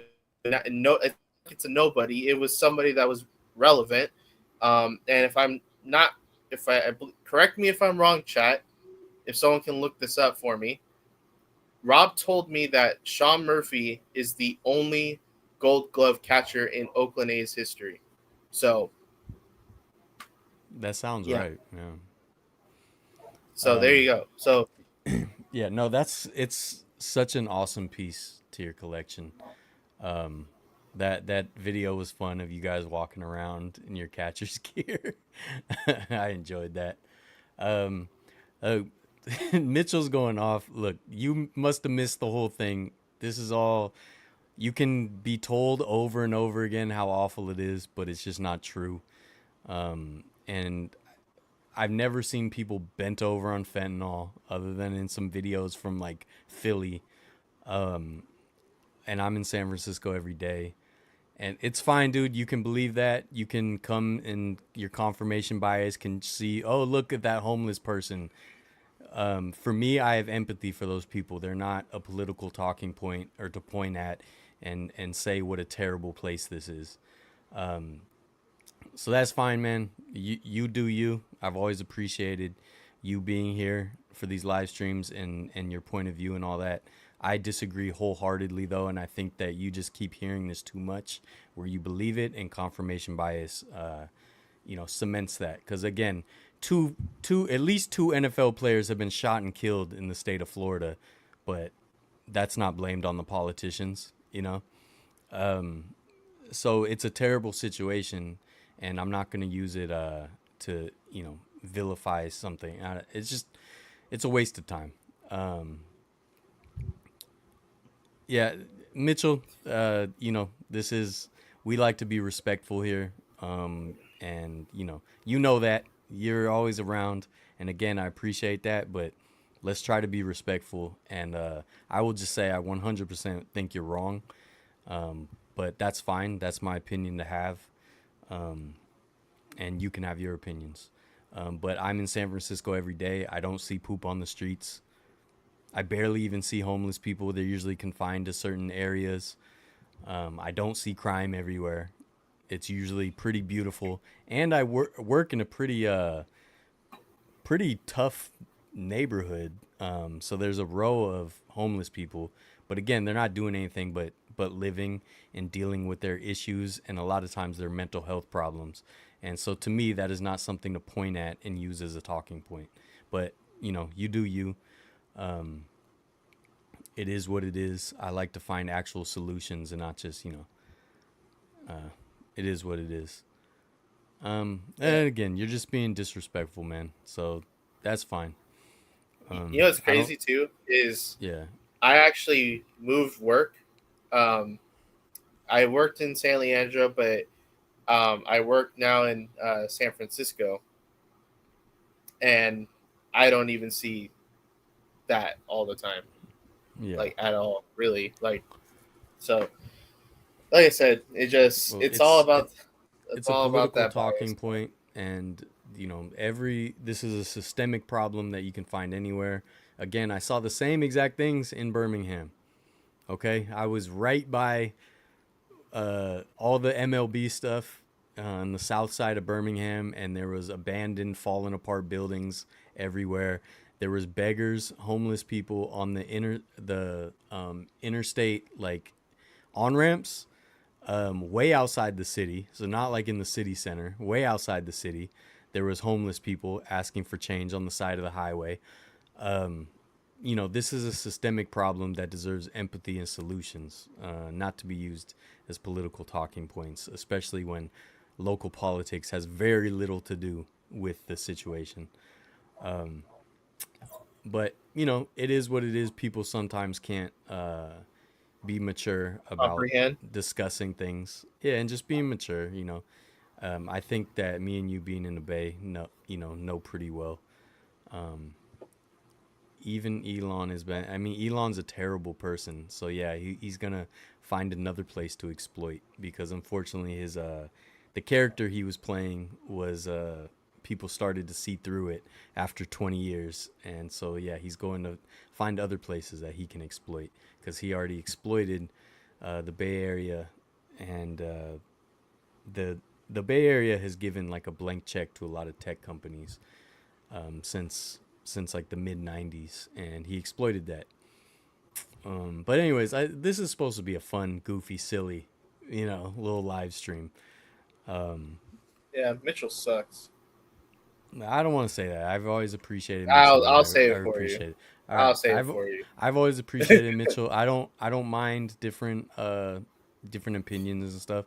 And the thing is, again, I don't think I'm being disrespectful, but I think he's kind of being No, disrespectful. and that's fine. Having opinions fine, but then going out of the way to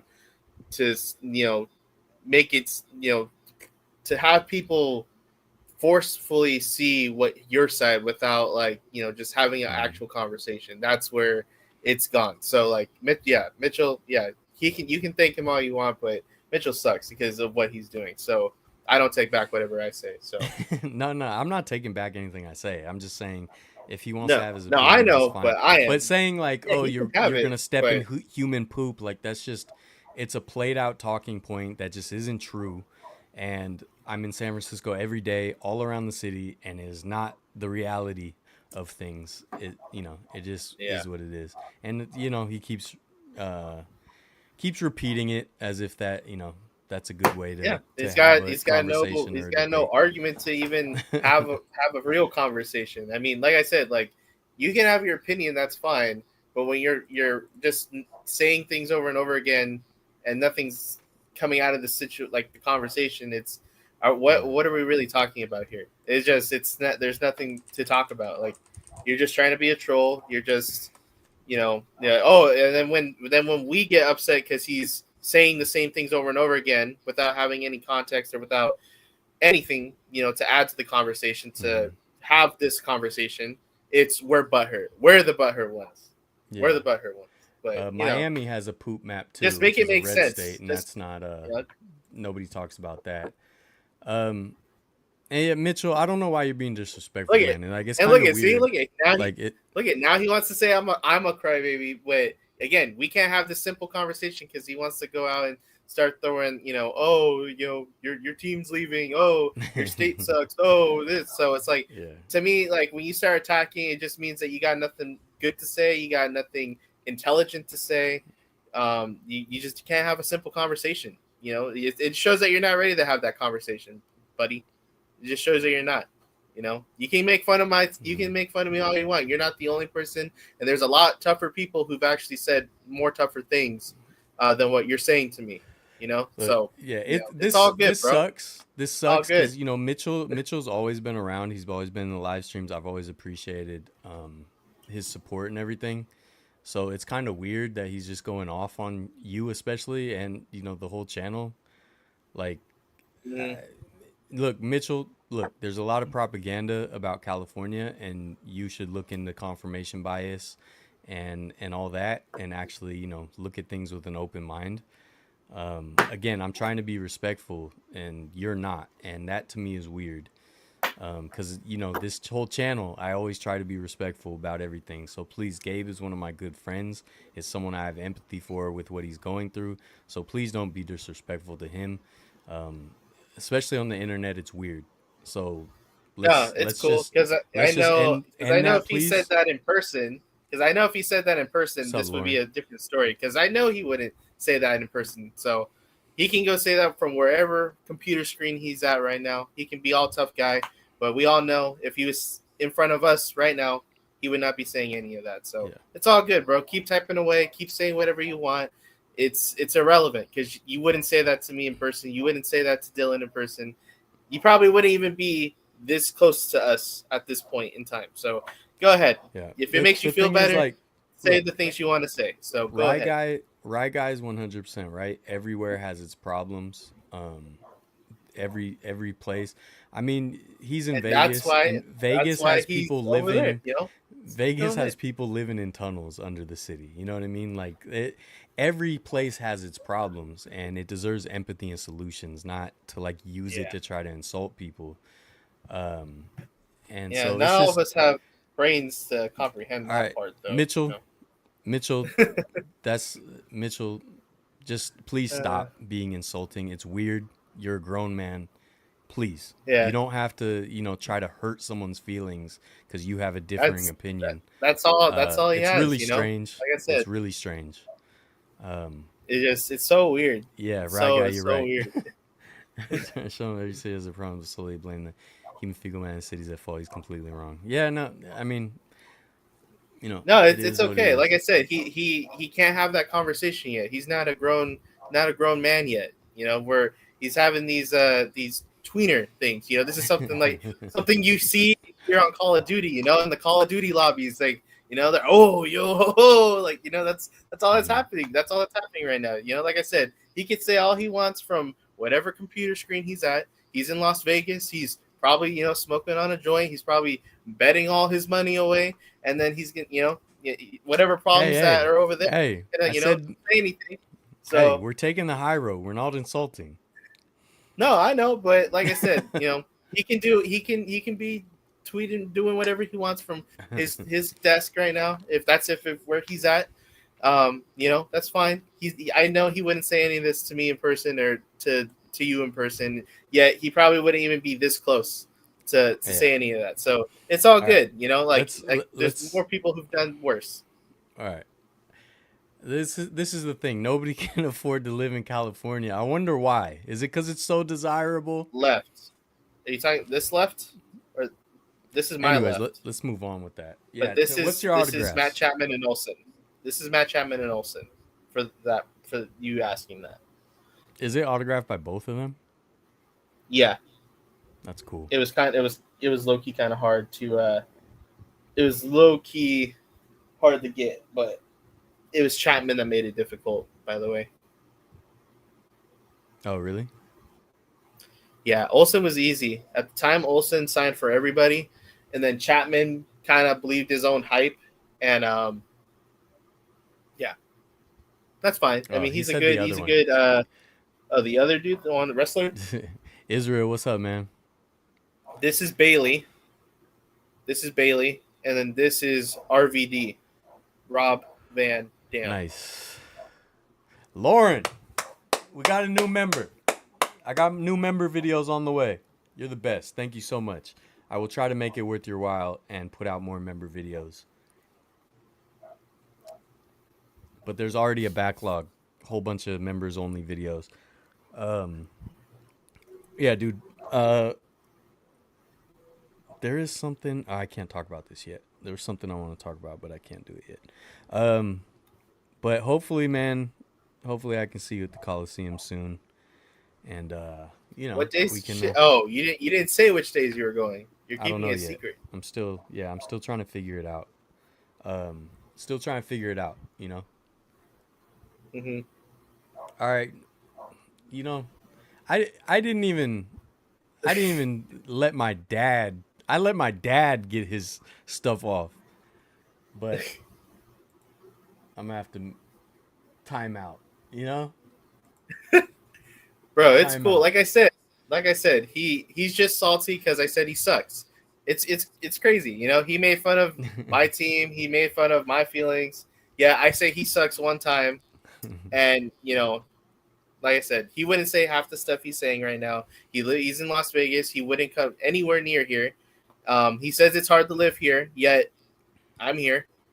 So, like I said, it's all good. It's all good. A lot more The people thing is, work on I have Twitter. no So, problem. I have no problem with differing opinions, disagreeing, talking it yeah, out. and that's Doesn't bother me. fine. But the Mhm. being insulting and trying to hurt someone's feelings because you have a differing opinion, that's Yeah, weird. And that's kind of the stuff my dad did, and that's one of the reasons I went yeah, off on him a few weeks ago. I can have a differing opinion. We can have a discussion. Even prove me wrong. I'm totally open to that. But we don't need to be insulting and hurt someone's feelings. That's weird, bro. And look, I've dealt with toxic masculinity and trying to be tough and all that my whole life. I want to be soft. I want to be a little baby, a sweet little baby boy, because that's what I am now, right? So this is not a tough thing to me. It's way tougher to be empathetic and be vulnerable and be open to emotions and feelings and understanding people. That is cool. That is tough. That is strong. That is all of the good things is being vulnerable and empathetic. So we don't do the insults. I don't insult people. I don't call people names. We're not going to do that. I'm not going to have that happen to someone that I truly care about, named Gabriel, So yeah, just, everyone be cool, man. We could have had a cool conversation even with differing opinions, but we don't need the yeah. insulting stuff. We don't need that, Yep, it's all good. you know. Shot simple, yeah. I mean a little bit, but it was always just funny, It wasn't personal, so he would talk his trash a little bit, and I just, it was not a big deal. But to make fun of people or insult people for something that really actually bothers them is different than him, making fun of the Warriors and rooting for the Kings or whatever. Like that's not a problem. That's all good. Um, you know but to try to insult and all that and just repeat the same talking point it's a bit much. Yeah, exactly. Dirty Harry, you respect the pin and the man behind the pin. I don't really like I politics mean, stuff. I have my and opinions, you guys have yours. It's really not that big of a deal. That's why polarization is so toxic. Exactly, man. like I said, like by me repeating what I was just saying, and if it came off the wrong way towards it in the beginning, I was just trying to show how I feel and explain my opinion of how what his comment was, and then for him, like I said, after explaining to him and then getting hit with just you know whatever he was trying to do, his mission to accomplish there. As you can tell, like I said, not everyone's ready to have a big grown boy conversation, and like I said, he wouldn't say that to me in person, so it doesn't bother me at all. So, like I said, he's not the first one, he's not going to be the last one that says something idiotic without thinking, and he'll probably be in another live stream, and he'll probably try to continue on. So it is what it is. But I don't hate him for having a different opinion. But you start attacking, it just shows that you're not ready to have that conversation. So Yeah, I agree. I even his light fun trolling before didn't bother me. And Mitchell, there's no hard feelings, but you can't insult. You just can't insult people. Um, Not on this channel. This is an inclusive channel, baby. We're not dropping out of the race. We're not. Um, yeah, I've been to SF once back in 05. Didn't see any. Well, I did see a homeless man breaking in a parking meter with a 12-inch screwdriver. That sounds like SF. um, Look, man, this is a positive channel, okay? And we're all about empathy and solutions Bay here. Area All right? throwbacks.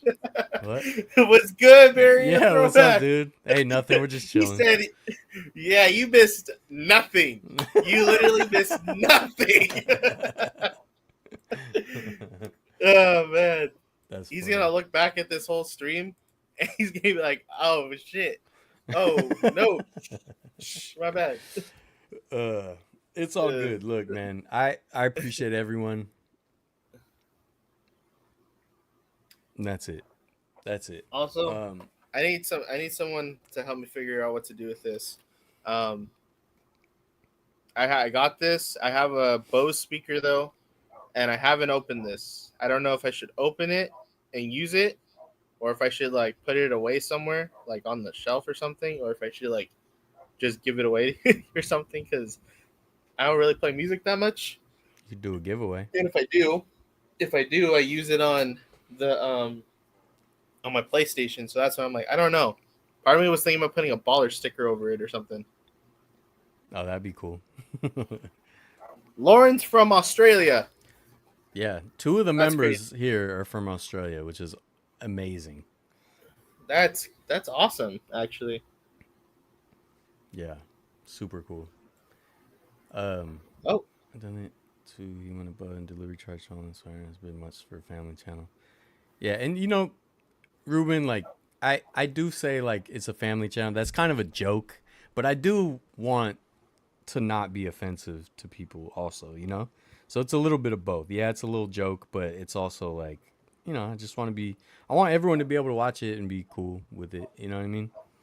yeah. Um Sorry about the times that I do. I don't mean to. I should know better too, because I also try not to, but sometimes especially this year, it slipped up. But that's how my videos used to be, where I was kind of like, don't do that. And now mm, kind of I very loosely let it go and I yeah, forget. yeah. So Yeah. sorry about that. I'm gonna close this door because it's like letting in all the hot air. Yeah, it's hot here too, buddy. It's hot here. Is there anything else? Good night, Dylan. Super excited about football. Football's back, baby. Hopefully, we don't see the Chiefs win the Super Bowl again. Man, I hope not. I hope not. We're definitely on the same page with that one. But I hope you have a good night, man. Thanks for checking in. Appreciate you. Yeah, dude. I don't know when I'm gonna go to the Coliseum. I'll figure it out, and I'll let you know. But hopefully soon. I need to go to a night game. You know, a lot of stuff we gotta figure out here. We gotta figure some stuff out. Oh yeah, did you get Jack in the Box, dude? I might make a Jack in the Box run after this. And guess No what? way. It's open and it's not crime ridden. Ooh,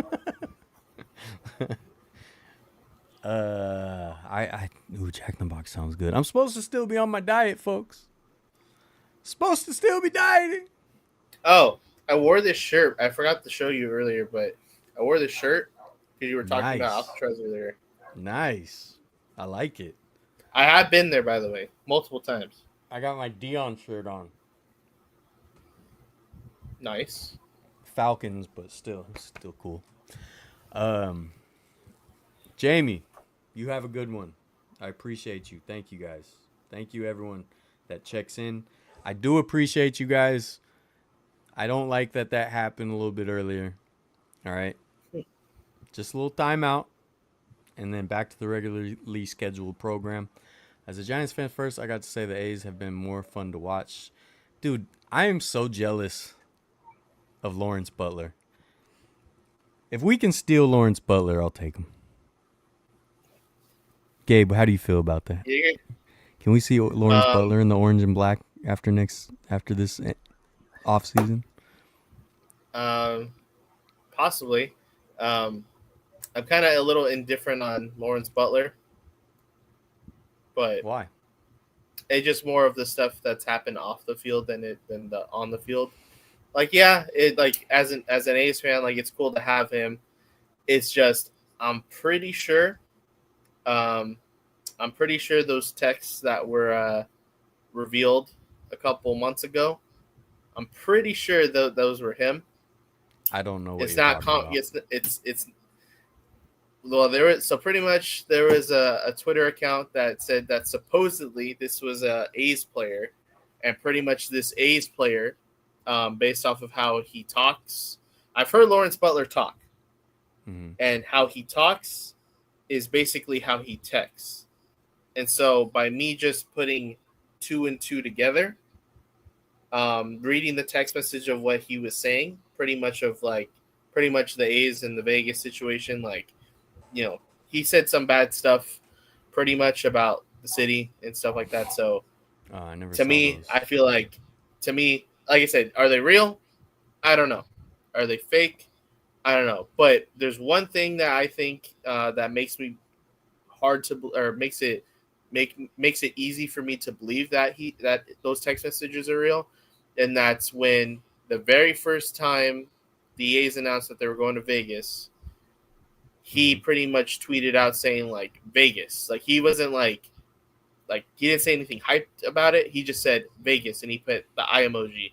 And I'm assuming based off of that tweet that he's excited. He just doesn't want to sound overly excited because of, you know, that he still plays for the Oakland A's. So, Yeah. like I said, are those texts real? I don't know. They weren't ever really confirmed, but like I said, I've heard Lawrence Butler talk, and I've seen what the text messages say, and they sound just like him. So, based off of that, that's what I'm basing that That off. sucks. I like players like that who are just like electric, you know, like, and I feel like the Giants are missing that. Yeah, and I mean, trust me, like he's a great ball player, and you know, like right now, especially right now, like he's on the team. Like I cheer for him. I want him to do good. It just I wish, you know, he was a little bit more, you know, cool about what's going on and a little bit more sympathetic to what's going on. You know, like he's pretty much going through, you know, something that's in a way history because, you know, after this season, he's going to go through possibly the next, you know, couple years as an Oakland A's player, then to an Athletics player, and then if he somehow stays on the team, you know, because miraculously somehow when they move to another city, they somehow get more money, and then they can sign them more for longer. So if somehow he stays with the A's for who knows how long, he can be with the Oakland A's, the Athletics, and then insert city here, Athletics. So yeah, but like I said, it goes back to the having the opinion thing, and it's fine. Like I cheer for him. He's on my team. I want him to do good. I just wish he was a little bit more sympathetic to the whole situation is all. If those text messages are to be true of what that says. So yeah, for sure. Yeah, that I never saw those text messages, so I am not sure. But yeah, that would suck. It's always I always hate those situations where like a player badmouths a fan base or a city or whatever. Like I don't know, that always sucks. Yeah, exactly. He won't be on the team by Vegas, like for sure. Like yeah. you know, um, but yeah, I don't know, man. It's gonna be a rough. It's gonna be a rough month for all of you guys. I mean, it's gonna be rough for me too. It's not like I'm not gonna be emotional. I definitely am. Like I said in the final Battle of the Bay video, like, oops, it's a cultural. It was a cultural tradition that we all shared. We always hoped for like another Bay Bridge series, in the World Series. So that it just sucks. It sucks that that's being ripped away. But yeah, I kind of wish I would have started collecting like Oakland stuff more earlier, because now of course everyone's trying to, so it's harder to get. But I think I'll always probably like just like Bay Area throwbacks. I'll always try to collect like old A's stuff. Um, it sucks, man. It really sucks. Yeah, I'm trying to think of certain things um, to do for the videos and stuff, and Mm-hmm. running out of time, especially with like it's coming up, and I don't know. Like there's like ideas that Ruben's told me, he wants me to do, and I'm trying to do it. And there was a video that I think I did the last couple times. And I'm just trying to make sure I get it right, because if I don't do it, I feel like they're gonna get rid of it. So just trying to do every little thing I can in that stadium while it's still the Oakland A's there. Yeah, 100%. Because once the roots are in there, I don't know if they're gonna keep it. I don't know if they're gonna change it. Things like that. Yeah. Shot Simple, Jack in the Box is a lot of them. Well, not anymore as much, but they used to always be 24/7. It's mostly burgers and stuff, but they expanded their menu to have all kinds of random stuff. So it's definitely a late night, cheap, trashy staple. It started in San Diego. So yeah, you can get really trashy food that just hits the spot. When you need it, it hits the spot. And there's certain staples like like you can get two tacos, and the two tacos, they're the weirdest tacos you've ever had, but for some reason they just hit the spot. You almost shouldn't even call them tacos, but yeah, they just got all kinds of random stuff. Loaded fries now. They got you can get cheesecake. It's the best. It's one of the best trashy late night fast food spots. But yeah, after COVID, a lot of them weren't 24/7 anymore, unfortunately. But I think is the Jack in the I think the one on Bayshore is still 24/7. I know some of the ones in the South Bay aren't. I'm a soccer fan, but the Roots playing the Coliseum next year makes me want to hit some games up. Really hope don't get rid of all the A stuff in the stadium. Yeah, I mean, I'm definitely gonna go to a Roots game for sure, but it's gonna be a different feel regardless. Seeing Wild Stat the other day, Curry's new $62 million contract is more This than is the crazy. entire A's payroll. Yeah, that's true. How much is it going for? 1,000? So get this. So I mean, I don't know why he's asking for this much if this is the case, but this guy's asking for $995, but Yeah. it's they spray painted it, and they That's even a says different one. read. Yeah. Yeah, so the gold one, right? The one that has Shohei. Oh, that's an With ad. the dog. The one that shows Shohei batting. They said that season ticket holders are gonna get that bobblehead gold, and then the one that they did last week, they have the gold one. He pretty much grabbed the original bobbleheads and spray painted them, and he even wrote it in the description. He said that these were, he explains what it is, but he said that these are not the actual gold ones, that they're spray painted. Mm-hmm. But he put the listing for $995. Hoping that someone doesn't read. Yeah. That's funny. SB says, "Hey Dylan, I went to Oakland this past June for Twin A's game. Flew in from Indiana with my girlfriend to visit the Bay Area for the first time. The Coliseum was one of the best visits I had during my stay. Dude, that's awesome, man. It's the last of its kind. It truly is. Like Dodger Stadium and Angel Stadium are same era, but they've been renovated so heavily that they don't have the original feel. But the Coliseum is the last of the concrete monstrosities that still feels like the concrete monstrosity it is, which we love. I'm really glad you had a good time. Your first time in the Bay Area. I hope you can make it back. I hope you can enjoy some of the other stuff. But yeah. Another thing for the viewers here, I know that the Australian fans can't really help me out on this one, but the people who are in the Bay Area and maybe went to the A's game or know that they went to the A's game, I'm looking for these autographs from the Alumni Sunday. I'm missing Hard to see. Tim Hudson. Oh, well, it's just pictures of the autograph.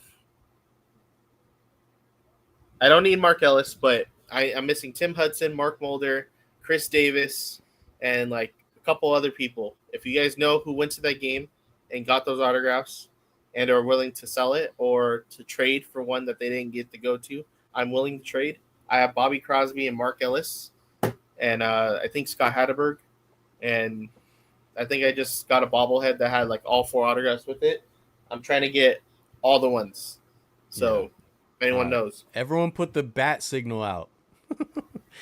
Dun, dun, dun, dun. And right, guys, so Wrigley Field is a different era, though. So what I mean is the mid-century, so mid-1900s, they all started redoing the ballparks, and they all built these big concrete monstrosities because concrete was actually still kind of a new thing, if you can believe it.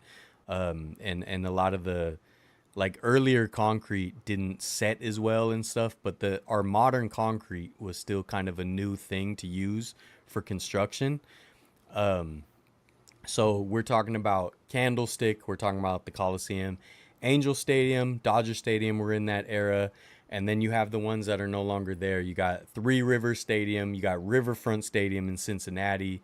I would throw the Kingdome in there, but obviously with the dome it was a little different, but the base of it was the same. You had Shea Stadium. So yeah, those ones, the only ones left. The only ones left now that RFK is being demolished. Angel Stadium, Oakland Coliseum, Dodger Stadium, I think. Bay Area throwbacks. Am I missing one? Just like from the late 1940s to the 70s is that the era I'm talking about. When they were primarily concrete. If I go early, want my ashes spread there, for sure. And I got a Satchel Paige bobblehead. So you got this one? Gabe gave me this because he's the best. Because I love Satchel Paige. I have a Satchel Paige poster on my living room wall. That's how much I like Satchel Paige. But I didn't go to that game, so I wasn't at that game if you went to that game. I saw Wrigley because that's one of the classic ballpark, because that's the one I've been to. I definitely recommend catching a game there. I mean, one day I'll do a video there. Just haven't, Jack Murphy's gone, yeah, but that was a great example. Torn down, but perfect example. Took in Pearl Jam in Wrigley last night. How cool. Someone's grilling outside. How cool is that? At 11:36 at night. That's Oakland, I baby. smell it. I smell it.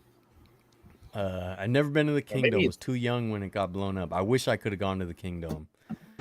Never been to Fenway. Would be really cool to catch a game there for sure. I mean, when you go past Dodger Stadium, then you only got Fenway and Wrigley for the major league parks. okay. It is someone grilling outside. Just wanted to That's funny. confirm that. That's Oakland. That's why we love Oakland. Yeah, man. This might be the longest stream, 3.5 hours. I'm glad you got to stay up late with me. Oh, what part of the city do you work in now? If you don't mind saying publicly. Um. Okay, so I'm still new to it, so I don't know the full name of it, but all I can say it's kind of near the ballpark of Oracle Park. Okay. It's not too far away. North Like of it. as soon as I get off of the bridge, it's like it's not the first exit, but it's like you keep going straight and then you turn down and there's like a Whole Foods. Okay. It's like in that area. Okay, like Soma then, ish. Yeah. It might be they have a new name for that area. What is it? The East Cut or something stupid that developers made up 5 years ago. But yeah, Rye guy, he'd fit right in. I look. Let me just say, last thing I'm gonna say, we're gonna have to hop off because I have to clean, I have to edit. Still, I got a lot to do tonight since I All spent good. the whole day on the couch. But before this season started, like when I did the Fan Fest video, or I did the Oakland Fans Fest, I did the Giants Fan Fest, and I knew obviously it was going to be the last year for the A's. The last year in Oakland, I decided that I wanted to try to do a lot of baseball content this season because I felt like I hadn't really been doing baseball content as much as I wanted to each season.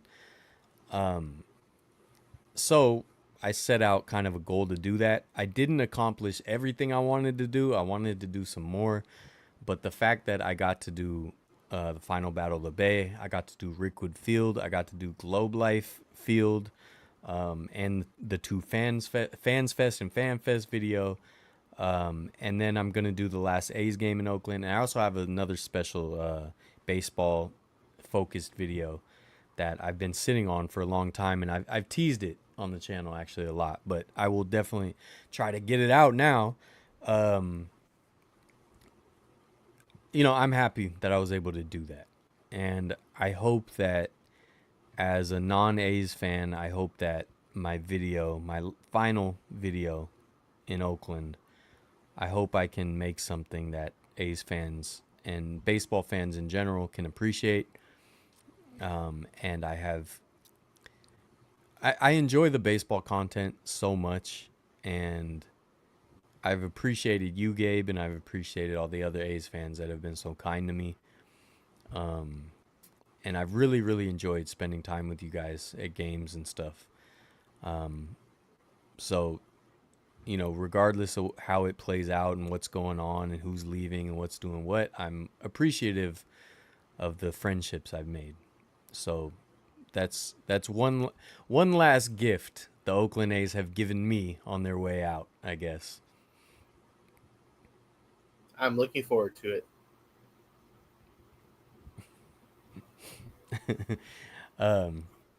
Yeah, I wish I didn't have to work. I miss out on so much of the stream. I'm sorry, Lauren.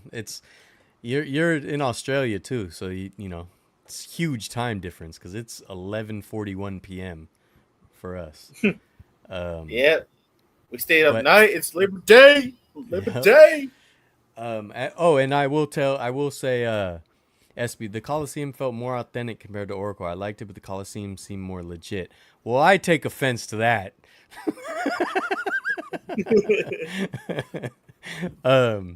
Look, they're totally different ballparks. And look, I hate to admit this,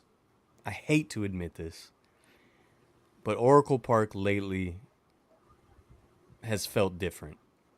The last few years, A lot of that is displacement. A lot of the true Giants fans aren't in the area anymore. You could say that the team's struggles probably play into that. I'm sure they do. But yeah, when I go to games, it feels like there's a lot less legit fans there than there used to be, which is a super bummer because during the 2010s,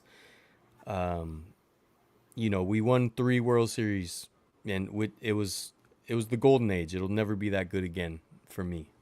I'm sure of it. It'll probably never be that good for 99% of baseball fans that ever live.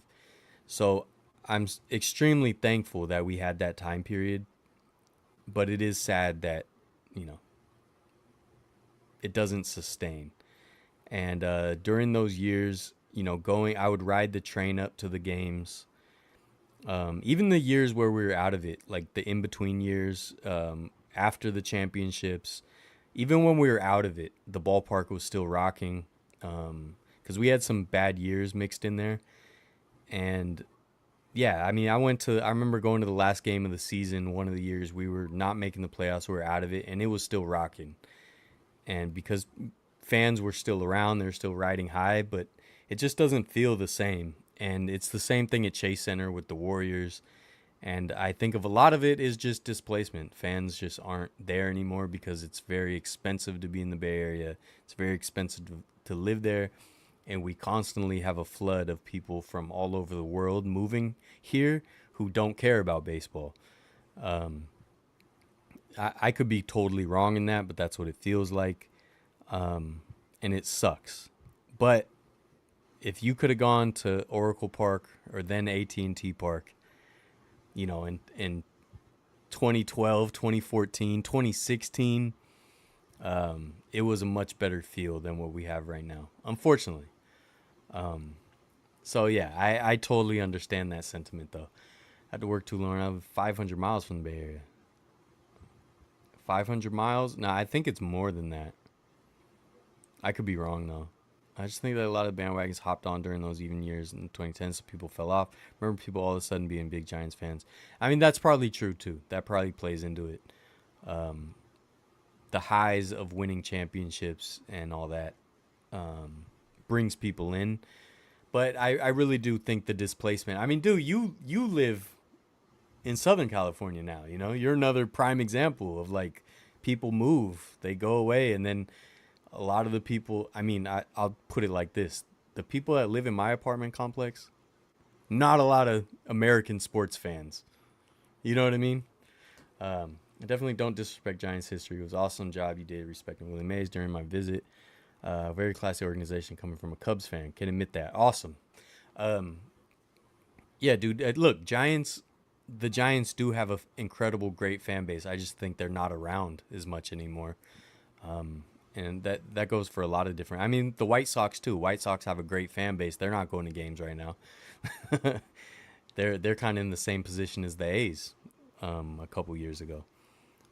But look, I love the Cubs. I want to go to Wrigley Field. I grew up watching games on WGN and listening to Harry Carey. Rookie of the Year is one of my favorite movies. So I love the Cubs, and I can't wait to go to a game there. And I did a video on my channel a very long time ago when you guys eliminated us in the playoffs in 2016. I was at that game, and I was very upset, but you guys went on to beat the Dodgers and then win it all, so I'm not as upset anymore. Guess there are other countries that love baseball way more than we do, like Japan and Dominican Republic. Sure, yeah. Yeah, I know a lot of people that jumped on during those years. No, Portland is less than 200 miles from Seattle. Yeah, you guys are way up there, though, from us. True. I'm just lucky enough that with my work schedule, I go back to the Bay a lot. Yeah, dude, you hit up a lot. My uncle was at the Sox game yesterday. Got a Frank Thomas bobblehead signed. Dude, that's cool. Dylan, I love Frank Thomas. Yeah. we gotta go to All right. a ballpark at one point. Huh? What ballpark? Just anyone that you haven't been to yet. We gotta Yeah. find one where we can go.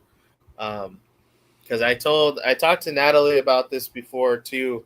So like, I will say that I will most likely end up still finishing or try to attempt to go to all 30, Yeah.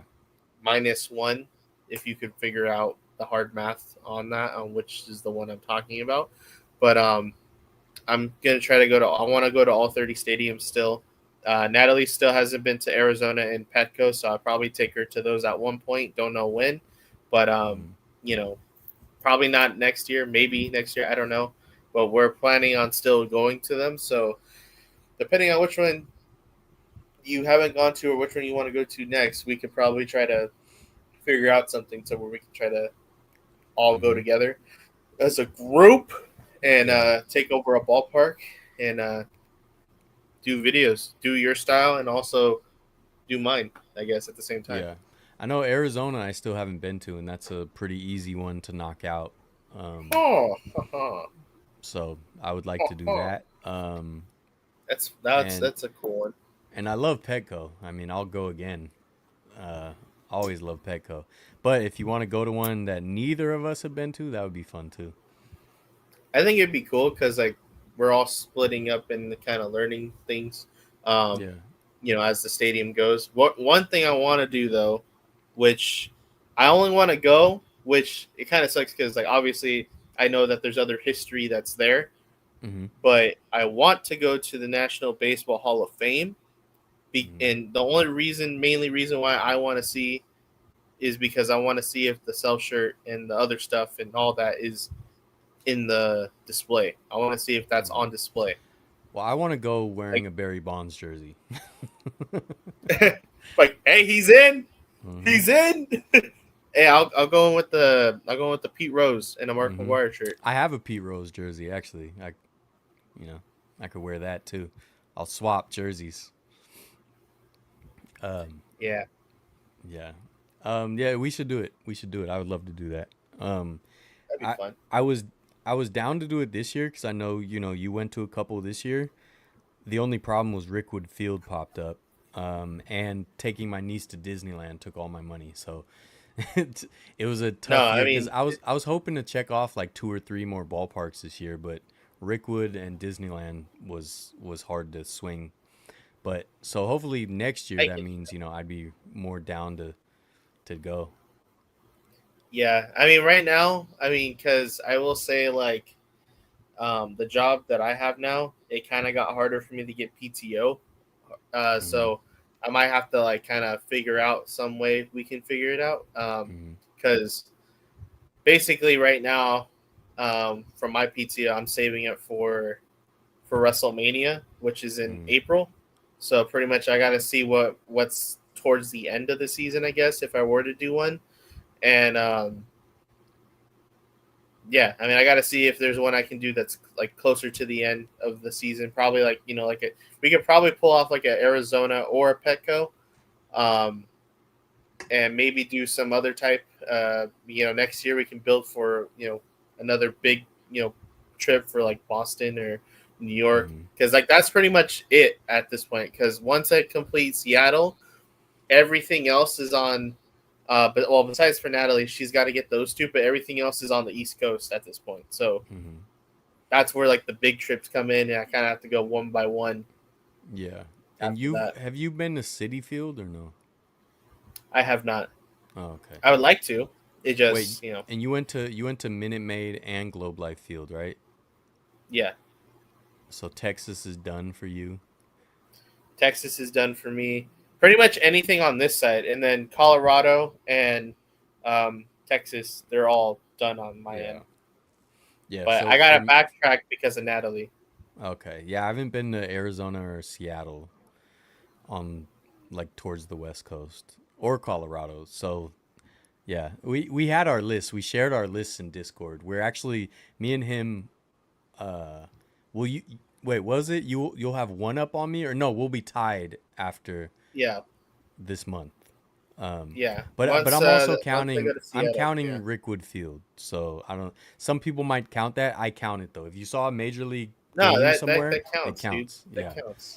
That counts. And I mean, regardless, at the end of this, no matter what, you're still gonna have more than me because you have Candlestick and you have Rickwood Field and all these other places. You're gonna have the one up on me, but my goal is to try to one up you No, Well, I can for now. you might be able to go to some of the special one-offs that I won't be able to go to though.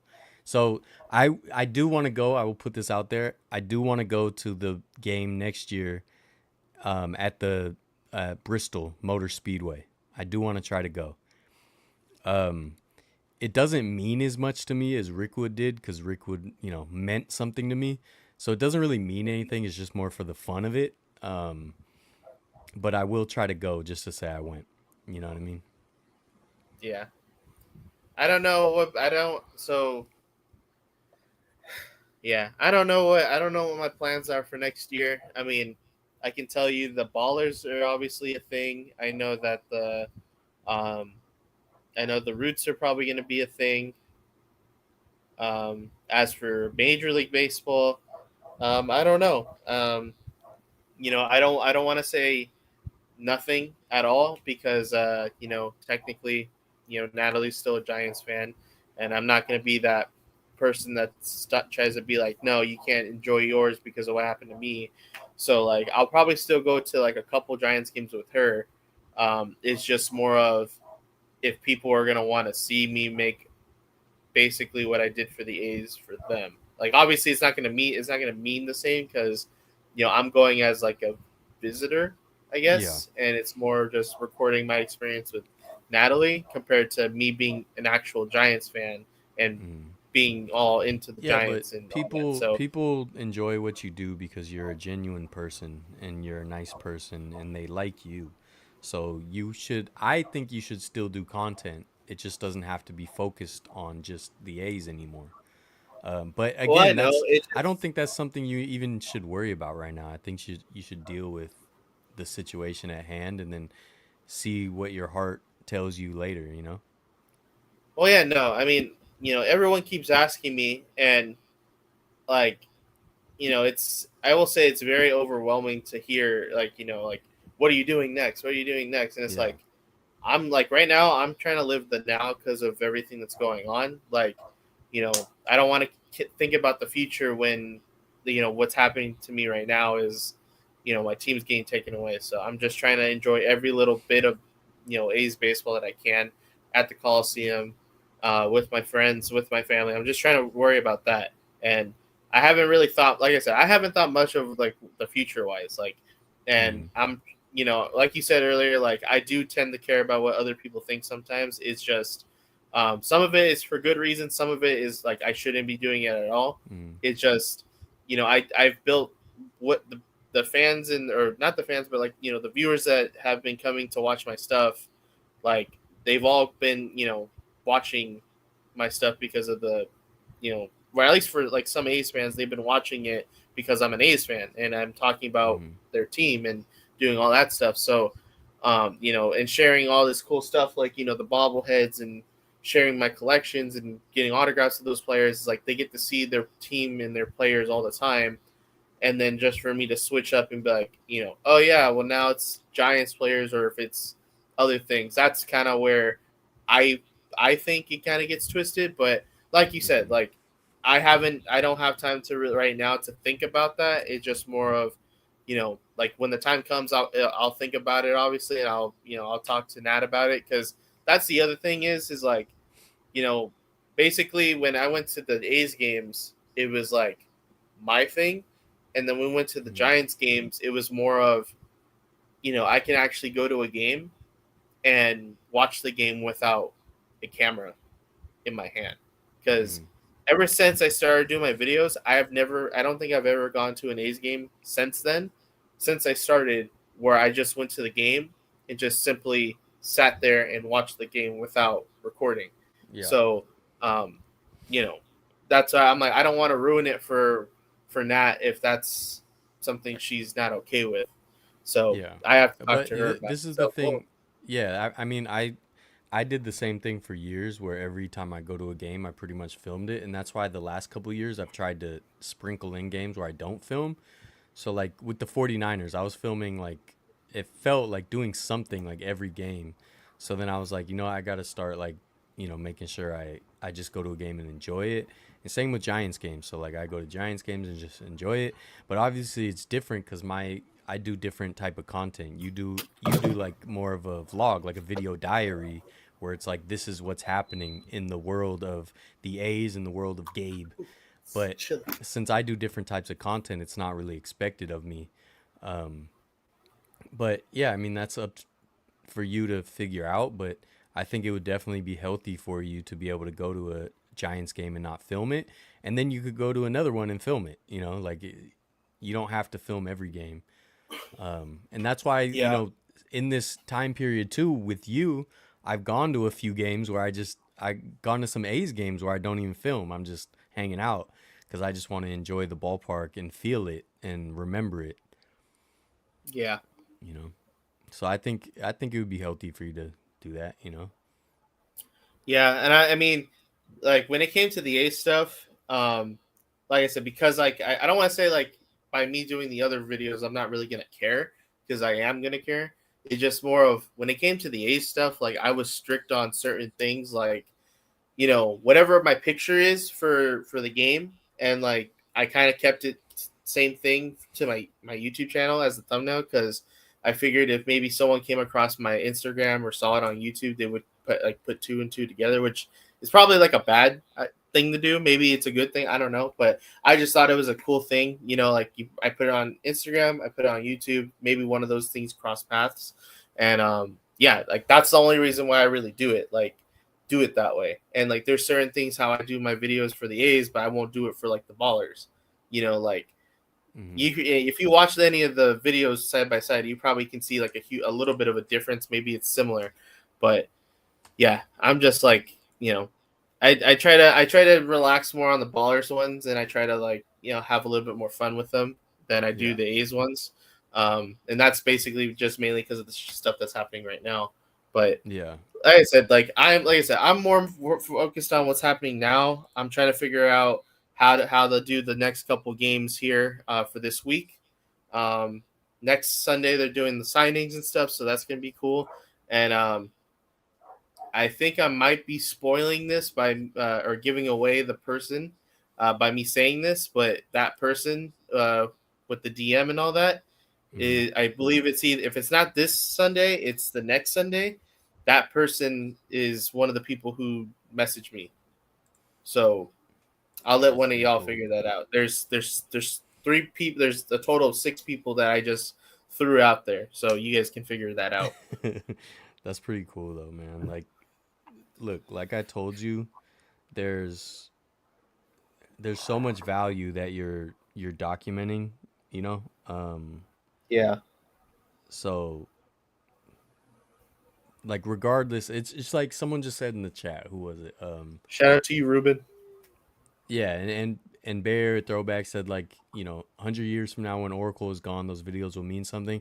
Oracle's lasting forever, so that's wrong, but he's right though. This is like it's real history that you're documenting, and